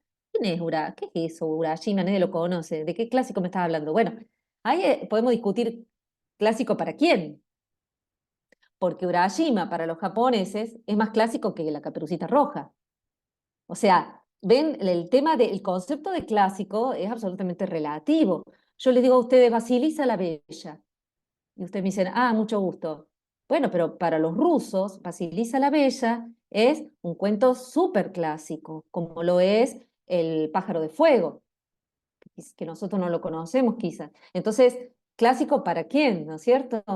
Los cuentos que más nosotros conocemos muchas veces son, por lo menos sobre todo ahora, digamos, son los cuentos que han pasado por la fábrica Disney, ¿no es cierto? Por esas masivas industrias, ¿no? Sobre todo cinematográficas, que han ido divulgando adaptaciones de estos cuentos. Entonces, esos son los clásicos. O sea que tenemos que esperar que Disney lo haga película para que se transforme en clásico. No es así, ¿no es cierto? O sea, los clásicos, además, las adaptaciones modifican a veces sustancialmente a los relatos, depende para qué. Urashima es un recontra clásico en Japón. Lo leo. 14 siglos atrás, el joven pescador Urashima Taro zarpó en su bote desde la costa de Suminoye. Dejó que su bote fuera a la deriva mientras él pescaba. Se trataba de un bote extraño, sin pintura y sin timón, con una forma que seguramente ninguno de ustedes ha visto. Pese a ello, después de 1400 años, aún quedan botes de este tipo en las antiguas aldeas de pescadores que hay en las costas del mar del Japón. Tras una larga espera, Urashima capturó algo y lo arrastró hacia él, pero vio que solo era una tortuga. Sin embargo, una tortuga es sagrada para el dios dragón del mar y puede vivir 1000, quizás 10.000 años. De modo que matarla es un grave error. El muchacho desenganchó delicadamente al animal de su línea y lo dejó ir elevando una plegaria a los dioses. Luego ya no atrapó nada más. El día transcurría extremadamente silencioso y tibio. El aire, el mar y todas las cosas estaban quietas, y Urashima sintió una gran somnolencia. Pronto se quedó dormido en el fondo del bote que derivaba sobre las olas. Entonces emergió de las aguas una encantadora muchacha, vestida de azul pálido y carmesí, con una cabellera negra larga hasta los pies, como solían lucir las hijas de los reyes hace 1400 años. Llegó hasta el bote deslizándose sobre la superficie del mar, tan liviana como el aire. Se detuvo sobre el muchacho dormido en el bote y lo despertó, tocándolo con gran delicadeza. No te asustes ni te sorprendas. Mi padre, el rey dragón del mar, me envió por tu noble corazón. Hoy liberaste una tortuga, así que iremos al palacio de mi padre, en la isla donde siempre es verano, y seré tu esposa y flor, si lo deseas. Viviremos allí felices por siempre. Urashima se maravillaba más y más a medida que miraba a la muchacha. Era más bella que cualquier criatura humana y no se podía sentir por ella más que adoración. Espontáneamente ella tomó un remo y él tomó el otro, y remaron juntos, como esposo y esposa, alejándose de la costa occidental, mientras los botes de los pescadores quedaban atrás, perdidos en el oro del atardecer. Remaron suave, pero rápidamente sobre las aguas calladas hacia el sur, hasta llegar a la isla donde siempre es verano, donde se hallaba el palacio del rey dragón del mar. Extraños sirvientes se acercaron a recibirlos con ropas de ceremonia, criaturas del mar que se inclinaron ante Urashima, reconociéndolo como el futuro yerno del rey dragón. Así fue como la hija del rey dragón se convirtió en la novia de Urashima y se celebró una boda tan esplendorosa como se puede imaginar. Y el regocijo reinó en el palacio largo tiempo. Cada día era para Urashima una fuente de nuevas maravillas y placeres. Maravillas de lo profundo del mar, traídas por quienes eran ahora sus sirvientes, y cálidos placeres de la tierra, allí donde siempre es verano. Y así pasaron 3 años.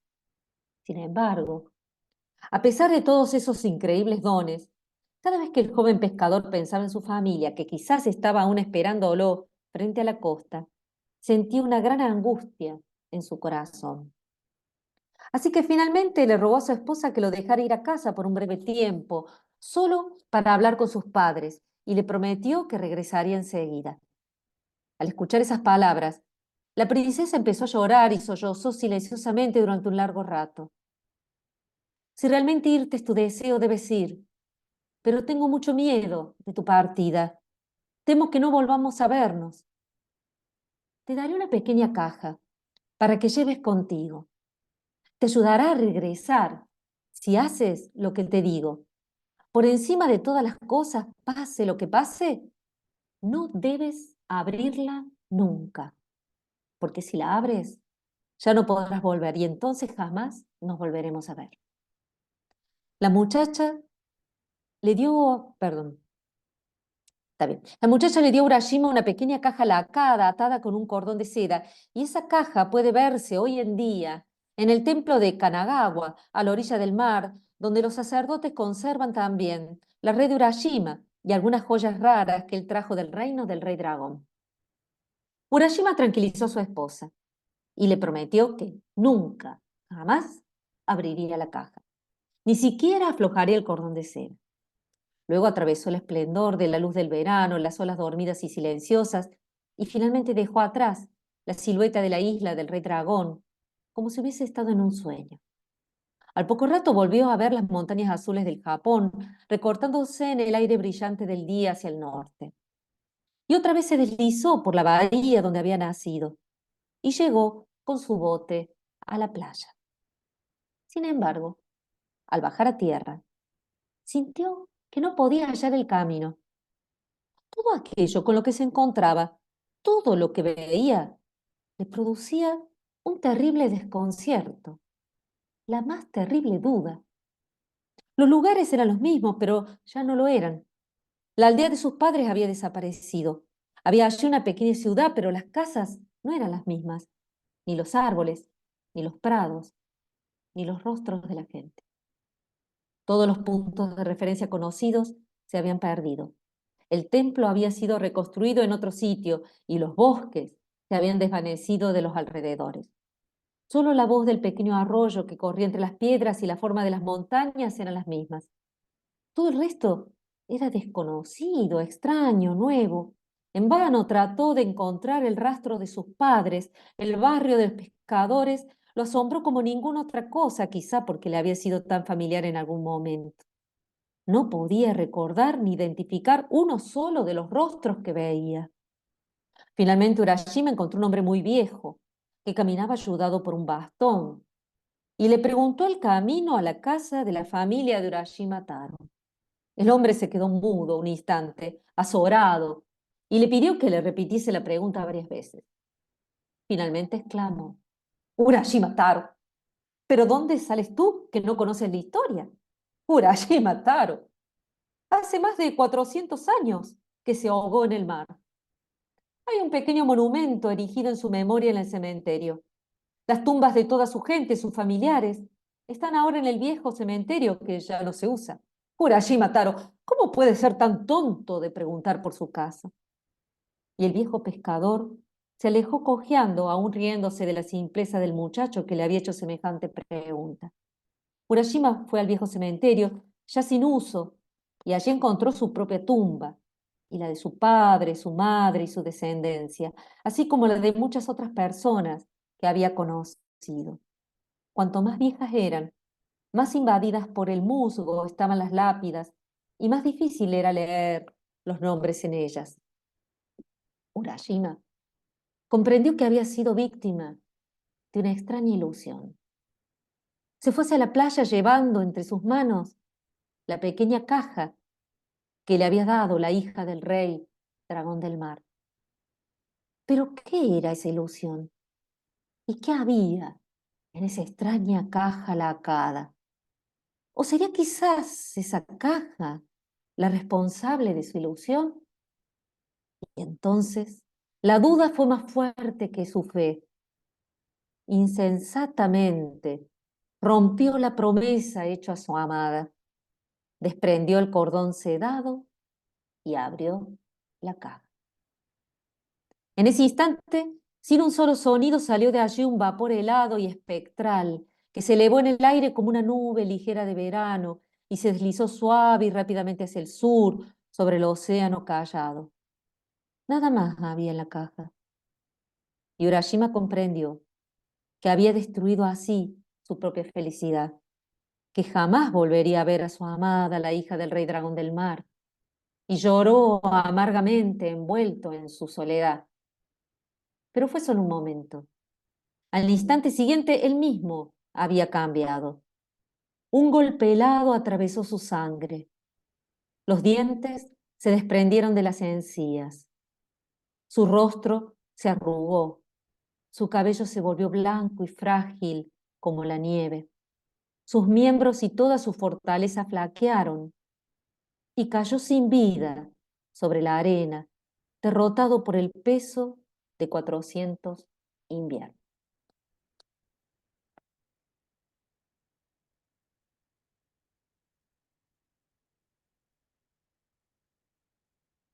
Bueno. Maravilloso. Gracias, Hermoso, hermoso. gracias Marcela por leernos. Sí, a mí es uno de mis cuentos favoritos. ¿Quieren? Profe, Vamos a perdón. pensar. No, tenemos ese cuento en la bibliografía. No, porque yo se los quería leer, pero se los voy Ay, a porque ahora poner. lo queremos. Claro, claro. Está Sí, sí, buenísimo. sí. Lo que pasa es que si se los ponía lo iba a quemar. Pero está en este libro, que es este libro está prácticamente fuera de catálogo de Pequeño Editor, porque Pequeño Editor sacó esta colección que se llama Cuentos del Globo, llegó a sacar creo que 4. Cada uno de los libros trae varias versiones o de un mismo cuento o de cuentos muy similares. En este caso, los 3 cuentos que trae son cuentos, uno es canadiense, este es japonés y el otro es ruso, y los 3 juegan con el tiempo. Aparece el tema este de la ruptura con el tiempo, ¿no? Esto que casi está tan de moda ahora en las series, ¿no? Esto bueno, en Narnia también pasa, ¿no? Esta cosa de que se rompe el tiempo. Em, y nada, hay otro que es de las Cenicientas, trae 4 Cenicientas distintas, una colección preciosa que dirigió Ruth Kaufman, pero ahora salió de catálogo. Yo supongo que lamentablemente hay poco conocimiento de los clásicos, de los cuentos populares, y lo que en general circula son adaptaciones comerciales y parece que con eso alcanza. Es mi lectura, quizás me equivoque, ojalá que sí, ¿no? Porque la verdad que a mí me da pena que se haya descatalogado esta colección. El traductor es Lafcadio Hearn, se los escribo, así no me pide Débora que se lo escriba. Débora la conozco hace muchos años, por eso le hago esa. Pero Lafcadio Hearn es un escritor maravilloso, porque acá aparece algo que es importante, que es la escritura. Esto así no se cuenta un cuento oral, y no estoy diciendo que el cuento oral no sea precioso también, pero la oralidad es una cosa y la escritura es otra. Y leer en voz alta no es lo mismo que narrar, ¿no es cierto? Acá hay todo un trabajo de escritura que es de Lafcadio Hearn, que fue quien recopiló los cuentos japoneses y que va uno de los grandes recopiladores de los cuentos japoneses, y, y es una escritura maravillosa. Sí, lo tradujo al inglés y después esto está traducido al español, ¿no? Eh, Se terminó volviendo japonés y todo, se nacionalizó japonés, personaje, Lafcadio Hearn. Tiene muchos cuentos de terror japoneses también. Eh, ¿quieren, podemos tomar de este cuento algunas cositas, pero vamos a hacer una cosa, ¿o no? A ver, esperen que yo me ponga de acuerdo conmigo misma. Hablemos del cuento este y después háganme acordar para cerrar esta partecita, que podemos hacer un pequeño recreo o no, eso, si quieren, bueno, no son muchos para que puedan votar. Eh, pero para cerrar esta primera parte, yo les voy a poner un video de un narrador oral también, ¿no? Un narrador nuestro. Cortito es el video, pero esta cosa de ver cómo los cuentos populares, que son orales, son llevados a la escritura, y cuando son llevados a la escritura suele haber, por lo general, una adaptación que tiene que ver con el paso a lo literario, si se quiere, a lo escrito. Em, Hay otros recopiladores, como por ejemplo la misma Berta Vidal de Batini, que se esfuerzan en conservar, ustedes habrán visto si cuando leyeron los cuentos recopilados por ella, conservar la oralidad lo más posible, ¿no? Entonces, uno ve las diferencias dialectales, de cómo las personas usan el español de diferente manera según su cultura, su comunidad. Porque eso es lo que a ella le interesaba. Ella se dedicaba a eso justamente, a observar el lenguaje por sobre todas las cosas. Y cómo el español no es el mismo en San Luis, en la Sierra, que, qué sé yo, en Mar del Plata, ¿no? ¿Qué de este cuento les llamó la atención o podemos conversar un poquito, aunque sea, levantando la manito como veníamos haciendo, que son muchos, pero bueno, el que se anime? ¿O quieren que por cuestiones de tiempo vaya a lo bestia nomás? Maida levanto. Bueno, Maida, no te veo, Maida. Cuando hables, capaz que... Ahí te vi. Ahí está. Ahí dice sí. Me llamó mucho, me encantó, además que increíblemente bien leído. Eh, Además que como que identifiqué 4 cuentos, y yo conozco cuentos maravillosos de toda la vida. que puede ser El pescador y su mujer, Sirenita, No se escucha bien. ¿El los pescador y su mujer? cuentos de Ámbar, sobre el príncipe del Ámbar, Ajá.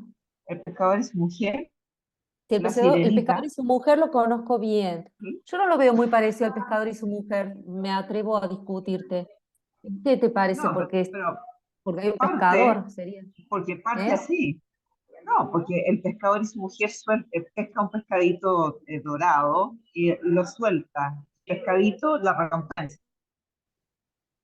Sí, le otorga deseos el pescadito dorado. Y él cada vez pide más cosas porque la mujer es orgullosa, es ambiciosa y cada vez pide más hasta que vuelven a la situación inicial.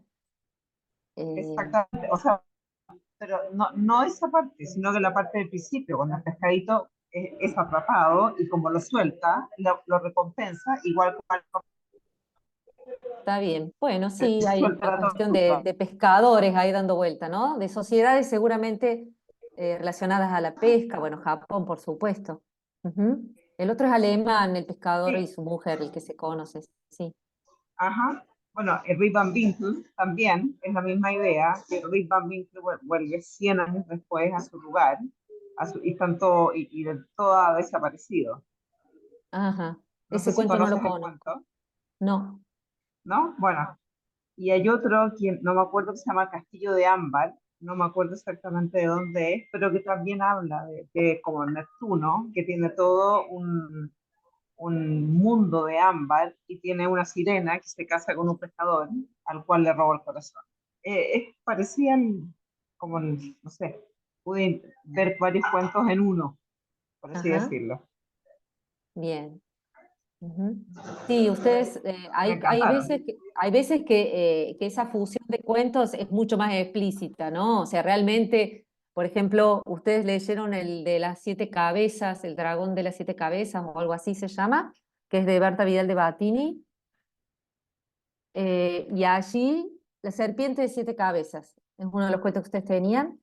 Ahí empieza como Hansel y Gretel, bueno, no lo quiero spoilear mucho porque algún grupo le habrá tocado, pero ahí realmente está leyendo, hay cuatro relatos, pero de manera muy obvia que están fusionados, ¿no?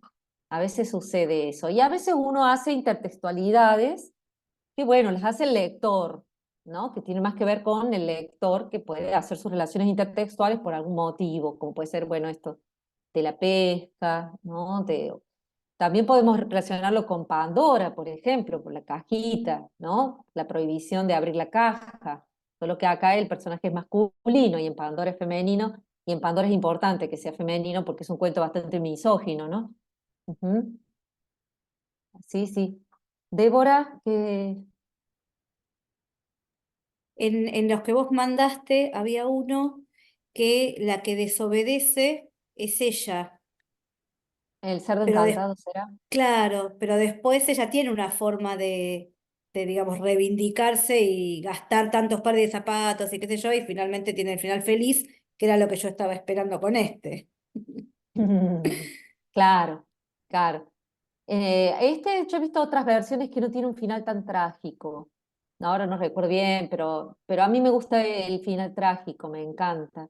Bueno, acá aparece algo que tiene que ver con también prejuicios hacia el cuento popular, ¿no? Porque si bien es cierto que los cuentos populares a menudo obedecen a esa famosa estructura del héroe que parte, ¿no es cierto? Y que tiene que pasar una serie de pruebas, que recibe ayuda de un ayudante, que puede ser un hada o algún otro personaje, y después hay oponentes y llega algún objetivo y entonces puede regresar y contraer matrimonio, la famosa estructura del viaje del héroe, que es algo que toma Vladimir Prop, eso es de Vladimir Prop, a partir del análisis de los cuentos rusos. Ese final del casamiento, del matrimonio, es un final digamos, muy usual en los cuentos populares. Pero no todos los cuentos populares terminan bien, este es un ejemplo, al menos en esta versión, y hay otros, ¿no? Como La muerte madrina, que ustedes también tenían ahí en la bibliografía, ¿no? En El cerdo encantado está la prohibición, ahí aparece Vladimir de nuevo, porque Vladimir Prop tiene las 31 funciones, ¿no? Que son, entre otros, el matrimonio, la partida,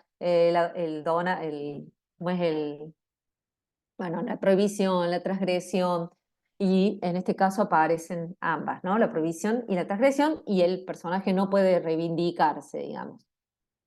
Además es muy enigmático todo, porque no sabemos qué había en la cajita, ¿no? Esa humareda que sale de aire Eso es frío. genial, eso es Es genial. genial, eso es Sí, genial. Eso le da peso literario al relato, por eso es tan totalmente, hermoso. sí. Todo eso lo podemos decir porque nos sirve como docentes, los que somos docentes por lo menos, pero creo que si alguno es escritor, me parece que también puede servir esto de que mientras más menos explícitas estén las cosas, mejor. O sea, esta idea de que las cosas tienen que ser claras, precisas, para que los chicos entiendan, es un craso error. O sea, los cuentos, la literatura, no solo los cuentos, el arte, juega con la ambigüedad, juega con las sombras, con lo no dicho, justamente para producir asombro y para producir belleza. Donde hay mayor ambigüedad, donde no hay respuesta clara, hay misterio, donde hay enigma, hay belleza. Así de simple. Me parece a mí, creo que no lo digo yo solamente, ¿no? Ujú. Creo que este es un cuento bello porque hay mucho enigma no resuelto. ¿Por qué sucedió eso del viaje temporal, no? Puede haber muchas respuestas a eso.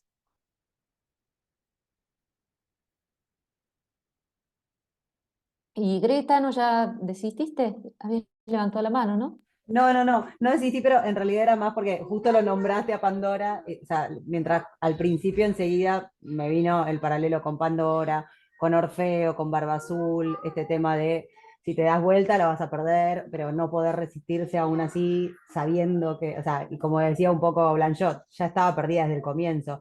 Él ya había tomado esa, o sea, una vez que le dan la caja o cuando Barba Azul da la llave, ya sabe que esa puerta se va a terminar abriendo, está como, o sea, es inevitable. Sí, bueno, es una hipótesis que puede hacer el lector, conociendo un poco a Barba Azul como un personaje bastante psicópata, ¿no? Pero bueno, en el caso de la princesa del dragón del mar, ya es más difícil hacer esa hipótesis. Dice, No tanto por el personaje, yo decía por algo de la condición humana respecto de la curiosidad, como más cercano a Pandora, pero como de que ujú, es algo muy humano y por eso también es algo tan universal de estos cuentos, más allá de la cultura, de un mito que es en Grecia, en Japón más tarde, aparece este mismo motivo, como que son pasiones muy humanas. ujú. Sí, la literatura, yo he leído alguna vez y me parece una idea muy hermosa de que la literatura funciona si hay delito. O sea, si todo transcurre dentro de la ley, no hay literatura. Por eso es que se lleva mal con la corrección política, entre otras cosas. No, y que Tiene también, que haber que no solamente lo delito en el trae, sentido de sí, transgresión, ¿no es sí, cierto? De falta. de falla también, como que todos somos fallados como humanos y en los cuentos populares o en la tragedia, como que siempre tiene que haber una falla en el Ujú. personaje, no hay Algo que está perfección. mal, algo que está mal, sí, claro. Si no hay transgresión, no funciona. De hecho, si no hay, en el caso del policial es clarísimo, o sea, si no hay delito no funciona, pero en toda la literatura tiene que haber algo que falle, hasta en el lenguaje tiene que haber fallas, como en la poesía. Cuando el lenguaje falla, empieza a funcionar artísticamente. Cuando es correcto, cuando responde a la norma, funciona comunicativamente, pero no funciona artísticamente. Te las tiro y piénsenla. Es algo que es interesante para pensar. Ujú. Sí, la cultura popular no es correcta, no responde a la corrección, no respondía a la corrección oficial de su época, menos va a responder a la corrección actual, porque claro, pasaron unos cuantos miles de años, así que es difícil que los antiguos piensen como nosotros, ¿no es cierto? Ujú. Algunas características que marcan algunos estudiosos como Pisanti, que está en la bibliografía, perdón Ale, ya te escucho. Las voy a enunciar porque es interesante tenerlas en cuenta, que en el cuento popular los personajes no tienen un espesor psicológico, una identidad fuerte, ni siquiera a veces tienen nombre, se llaman con nombres genéricos o le ponen un nombre como Blancanieves, que tiene más que ver con las particularidades del personaje, ¿sí? O un sobrenombre como Cenicienta, ¿no? Que las hermanas le pusieron culo ceniciento, dice el perro. Pero no hay, no son personajes como van a aparecer después en la novela realista, por ejemplo, ¿cierto? Eh, Así que eso por un lado, son personajes que actúan en realidad, no tienen espesor, lo importante es la acción, por eso tampoco hay grandes descripciones, se dice, bueno, el bosque era tenebroso, y ese adjetivo solo sirve porque va a servir a la acción, que va a pasar algo al personaje en ese bosque tenebroso, pero no hay detalles en la descripción. A diferencia, por ejemplo, cuando vos lees a Andersen, que si bien retoma el género maravilloso, te hace una descripción del fondo del mar que está 20.000 horas explicándote que es bellísimo, ¿no es cierto? Pero eso tiene más que ver con la literatura escrita y no con la oralidad.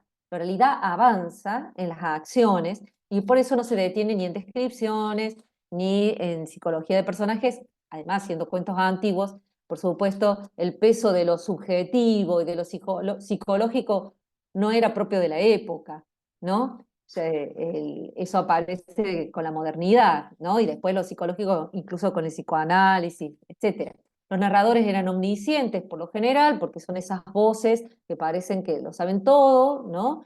Y que no están involucrados en lo que cuentan, porque también, otra vez, estamos con cosmovisiones teocéntricas, que no está lo antropocéntrico, no está el sujeto, ¿no? Eso que vamos a vivir después con el romanticismo, ¿no? La importancia del sujeto. De hecho, después vamos a ver que la aparición de los relatos de autor, de los cuentos clásicos de autor o novelas, tiene que ver con el romanticismo también.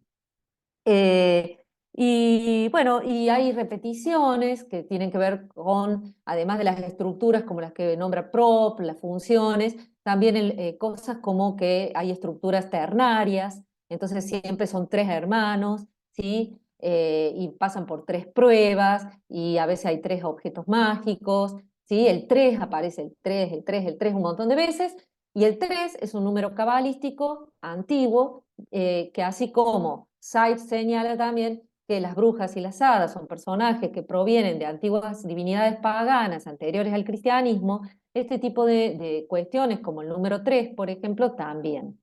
Prob decía, bueno, estos cuentos provienen de antiguos rituales, ¿sí? En donde el personaje, el sujeto partía de su aldea, tenía que vivir una serie de pruebas, se le otorgaba algún instrumento, alguna herramienta, algún saber para que pudiera pasar las pruebas, si lo lograba, volvía a la comunidad y contraía matrimonio. Bueno, dice él, así funcionan los cuentos también, porque estos cuentos provienen de esos antiguos rituales, pero se despegaron de la cuestión sagrada, se secularizaron, ¿sí?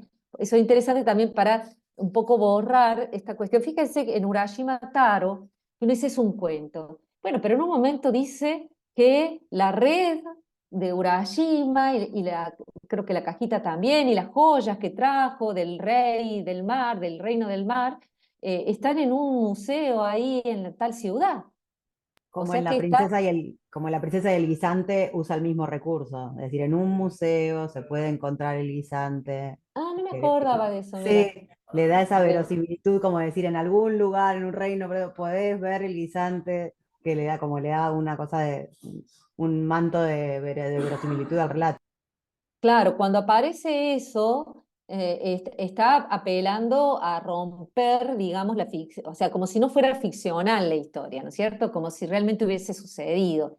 Y ahí se nos está acercando a la leyenda o al mito, ¿no? Que tiene más que ver con contar un hecho que supuestamente sí ha sucedido, ¿no? Pero bueno, eh, nada, les gustó, qué bueno. Para cerrar esta partecita, no sé si alguien quiere señalar algo de este cuento que les haya, por ahí a mí se me está pasando, porque una cabeza piensa Sí, mucho menos profe, que varios. ¿Mm? cuando la compañera Greta decía que tiene que ver con la curiosidad humana y hacían la referencia a Pandora, lo que me gustó del cuento es que por ahí no se enfocó en la curiosidad hasta que no tuvo el personaje de desasosiego, de no tener respuestas, de por qué no sé, el efecto en la temporalidad, o hasta no entender bien qué pasaba, recién ahí surgió la pregunta por la caja. Si no antes venía siguiendo la promesa tal cual como lo había hecho. Sí, sí. O sea, podemos conversar con los chicos horas sobre por qué abrió la caja, qué había en la caja, porque no está dicho. Al no estar dicho, es mucho más interesante, ¿no? Eh, y me estaba acordando de que, viste que él añora, él pide irse porque añora a su familia. O sea que los motivos son muy tiernos.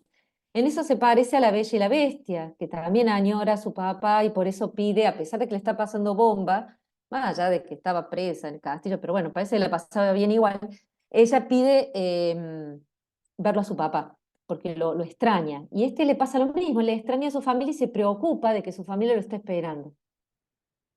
Por eso él quiere volver. Es muy noble el personaje, ¿no? Pero bueno, le va mal. Y eso es interesante porque eso lo dice Robert Darnton. A veces los personajes como Caperucita Roja en la versión de Perro no han hecho nada para merecer el final trágico. Ustedes saben, o si no lo saben, lo digo ahora, Caperucita de Perro muere y nadie la rescata. ¿Muere por qué? ¿Porque se portó mal? No. Muere porque se encontró con el lobo, nada más. Tuvo mala suerte. Bueno, Urashima también, o sea, mete la pata, pero también no es un personaje que haya cometido una falta, digamos, que uno pueda decir, bueno, se la buscó, digamos. Algo en esa lógica bastante perversa de que, bueno, se murió, pero se la buscó. También en el mito de Eh, Psique y Eros, Psique también quiere, aunque la está pasando bomba, quiere volver porque extraña a su familia. Después exacto, y termina en otra también cosa, comete la distinta, pero transgresión, también comete la transgresión de la prohibición, ¿no? Ujú, muy bien, sí que se parece mucho al cerdo encantado, ¿no? En el cerdo encantado, el marido está encantado justamente, y cuando ella lo ve, se tienen que separar, él se tiene que ir. Ujú. Hay muchas versiones de ese cuento que a mí me encanta también porque este sufrimiento, bueno, ya me gustan las cosas trágicas, se habrán dado cuenta, el sufrimiento de la heroína que tiene que gastar esos zapatos de hierro, ¿no? Y finalmente se corta hasta un dedo. Parece genial, porque habla de una hipérbole del esfuerzo de ella, que me gusta, qué sé yo. Bueno, les voy a mostrar, dura 2 minutos, un video de un narrador oral porque en realidad podríamos imaginar que hay cuentos, como decía Berta Vidal de Batini, que los maravillosos son mucho más complejos, son más largos, más extensos y complejos. Los cuentos de animales, los cuentos de chistes a veces, o hay cuentos religiosos también, hay cuentos con personajes religiosos. Por ejemplo, hay una Cenicienta donde la hada madrina termina siendo la Virgen María, en un sincretismo popular muy simpático, ¿no? O sea, están muy degradados, digamos, no lo tomen como una mala palabra, sino como muy humanizados, ¿no? Los personajes sagrados en los cuentos populares. Entonces, no sé si conocen El Herrero y el Diablo, que es un cuento en realidad español, que también se afincó acá, donde, por ejemplo, el herrero se encuentra con San Pedro y con Jesús, y bueno, y en realidad San Pedro y Jesús son dos gauchos más en el cuento, ¿no? Aunque tienen sus poderes y todo lo demás. Así que eso es muy lindo también. Y, por ejemplo, Afanasieff, el ruso, tuvo problemas cuando Afanasieff es el recopilador de cuentos populares rusos, vemos una edición de Zorro Rojo que se consigue. Agárralo, mami. Tenés que romper el chanchito, lo único, eso sí. Se llama El pájaro de fuego y otros cuentos rusos, con las ilustraciones de Billy Bean, que yo ya les había mostrado hace un rato. Eh, ¿A qué iba? Ya me fui un poquito. Que Afanasieff, cuando recopila los cuentos religiosos, que son, en realidad eran cuentos que tomaban personajes religiosos, como puede ser San Pedro, Cristo, qué sé yo, y están tomados medio humorísticamente, ¿no? Entonces fue prohibido por la iglesia. Volviendo a esto de que, ojo, que estos cuentos no son tan lavaditos como parecen cuando uno solo por ahí se conecta con las adaptaciones, ¿no? Y bueno, Afanasieff fue censurado por la censura eclesiástica de su época, hablamos de 1850 más o menos, 50 y pico, y perdió su trabajo, de hecho murió al poco tiempo, porque realmente le arruinaron la vida, ¿no? Por haber publicado esos cuentos que fueron prohibidos, por supuesto. ¿Por qué? Porque ahí sí, como decían los autores, el campesinado se metía, ¿no?, con el poder eclesiástico y con estas figuras, pero desde la cultura popular también, ¿no? A veces no es que se burlaran, sino simplemente los humanizaban, ¿no? Los bajaban del pedestal, nada más. Bueno, voy a compartir entonces esta narración que es de un señor. Miren, no sé si se las voy a mostrar dos veces. La primera no voy a decir nada y la segunda les voy a dar una ayudita, porque les va a costar un poquito seguirlo porque habla bien. El señor es cordobés y es bien serrano. En realidad no es serrano, yo creo que La Rinconada. 85 años tiene. Audino Soria.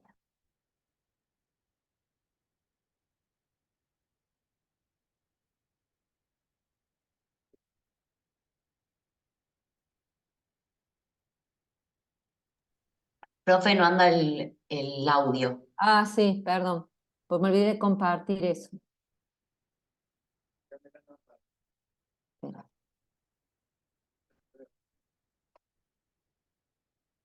Porque viste que cuando compartís video tenés que poner compartir audio también. Y me olvidé.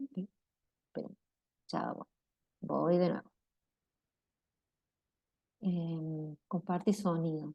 Y me parece que mi hijo me bajó el sonido. Lo voy a subir. Ahí, listo.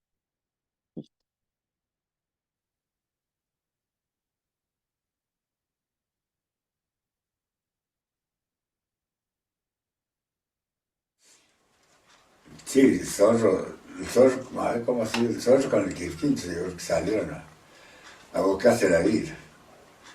Y dice que está bien la manera, y digo que dice el Quirquincho, échamela no para acá, dice, tenía un lazo él. Y había hecho la cueva con varias vueltitas. Así que enlazó uno y se mandó a la cueva, no lo sacó. Le comieron a él. Y el pobre zorro también quiso hacer la misma, pero la cueva del zorro es derecha, nada más que en la zona lo sacó y se manda a mudar el potro con el zorro, lo mataría por ahí. Lo mataría por el zorro como es inyectado. El peludo no lo hizo por todos lados, no lo sacó, cara. Claro.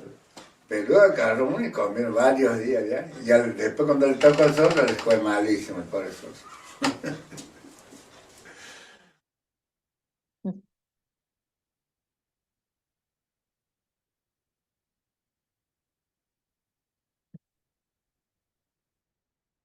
Bueno, ¿cómo le fue?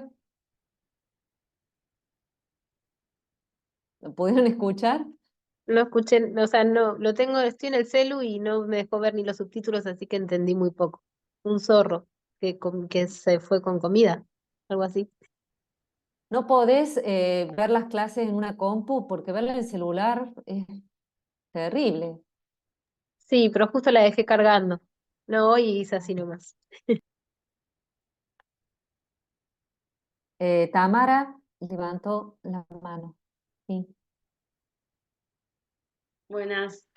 Eh, sí, me encantó, me sorprendió mucho. Me daba la sensación de que hablara de un zorro y un quirquincho amigos, como, ¿no? El loco ese lo que le pasó el otro día. Me llevaba como muy a ese lugar de cómo los, los presentaba el zorro y el quirquincho, la forma de hablar.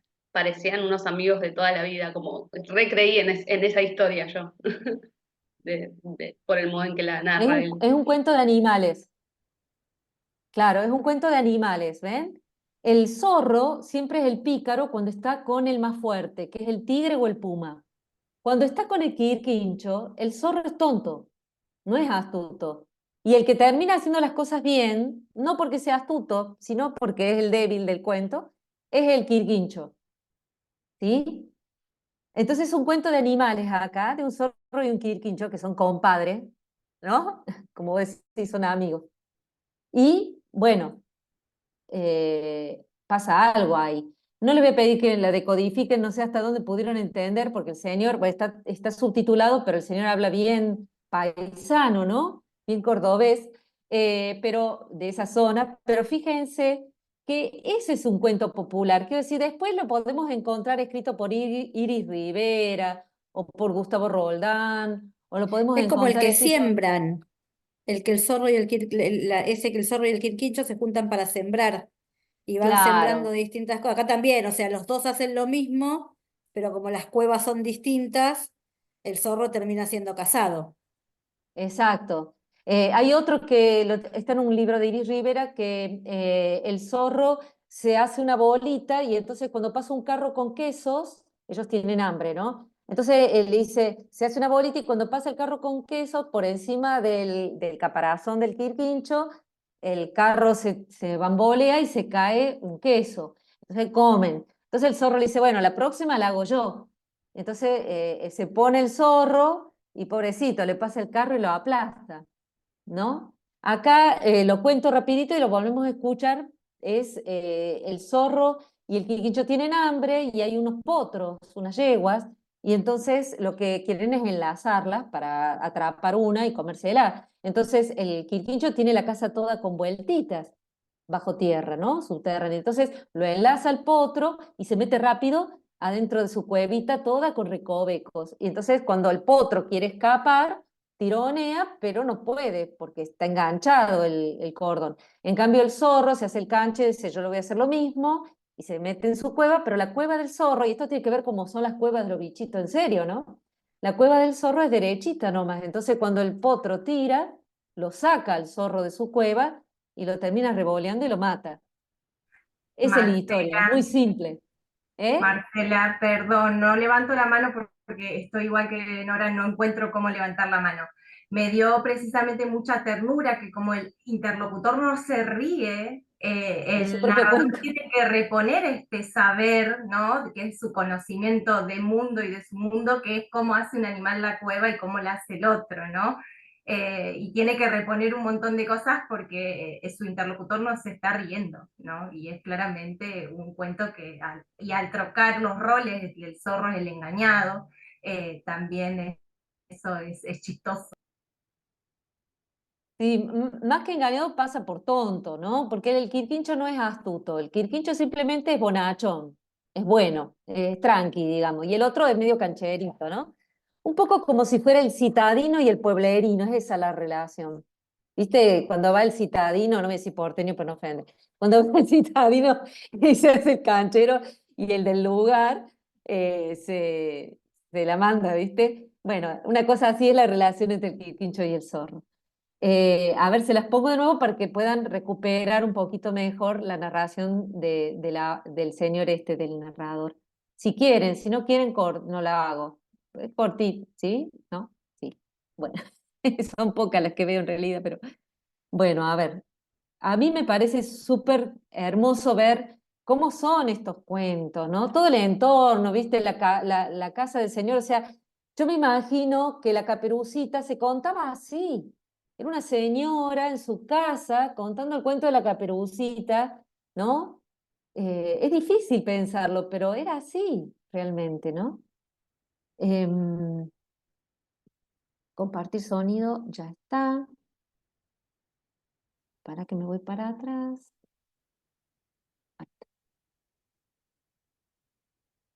Audino Soria, 85 años, La Rinconada. Sí, el zorro, a ver cómo ha sido el zorro con el quirquincho, yo creo que salieron a buscarse la vida. Y dice que está bien la manera, digo que dice el quirquincho, échamela no para acá, dice, tenía un lazo él. Y había hecho la cueva con varias vueltitas. Así que la azul y se mandó a la cueva, no lo sacó. Le comieron a eso.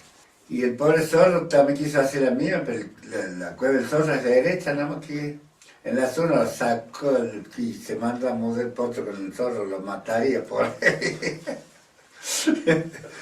Lo mataría por el zorro como es nieto. El peludo no lo hizo por todos lados, no lo sacó, cara. Claro. Peludo agarró uno y comió varios días ya. Y ya después cuando le tocó el zorro, le fue malísimo el pobre zorro.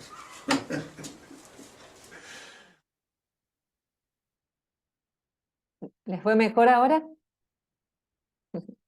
Bueno, me parece que llega el momento, yo soy por ahí porque soy media loca, pero yo haría los grupos ahora, que ustedes conversen el cuento, les voy a poner en el chat, o por ahí lo hacemos un poco más laxo, porque no quiero que salga muy cuadradito. Conversen el cuento y después volvemos y cerramos hablando de los cuentos, ¿sí? ¿Les parece bien que no hagamos recreo?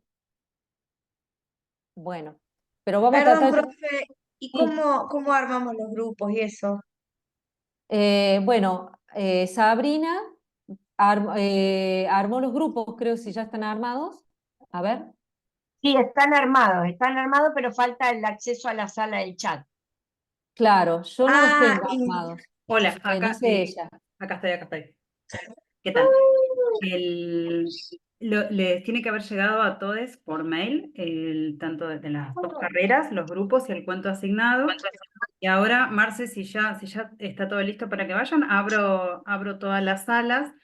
Se van a abrir 15 salas, las salas están numeradas del 1 al 15, y a ustedes les toca, si se fijan en el Excel que enviamos, tienen el número de sala a la cual entrar, ¿sí? Esto tiene que ver para que los grupos queden con una cantidad de personas equivalente, ¿no? Ahí puse la Hola, consigna. Daniela. Marce, ¿Está bien?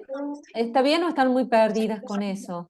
Hay gente que sigue entrando. Yo no sé si pobres se van y vienen porque tienen problemas de conexión.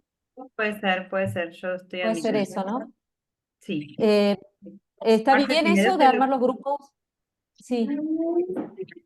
Si me das el ok, abro, ya pueden ir. Sí, la consigna la puse en el chat, así que la pueden copiar para pegarla en el grupo que les toque. Dice, observar en primer lugar las particularidades de ese cuento. O sea, simplemente ver cómo es ese cuento, no contar el argumento, sino ver qué tiene ese cuento, qué me llama la atención de ese cuento. Y después, si ven que aparecen en el cuento elementos relacionados a lo que hemos conversado a nivel teórico, ¿sí? Ya sea sobre el maravilloso, ya sea sobre las estructuras, lo que estuvimos conversando sobre cómo suelen ser los cuentos populares, y después esto que un poco hicieron ustedes espontáneamente, a ver si les remite a otros cuentos. ¿Mm? Es simple, no es nada del otro mundo. Entonces sí, Sabri, vamos a los grupos y volvemos dentro de 20 minutos, o sea, a las y 43, o y 40, sí, 43. Dale, ahí abro entonces.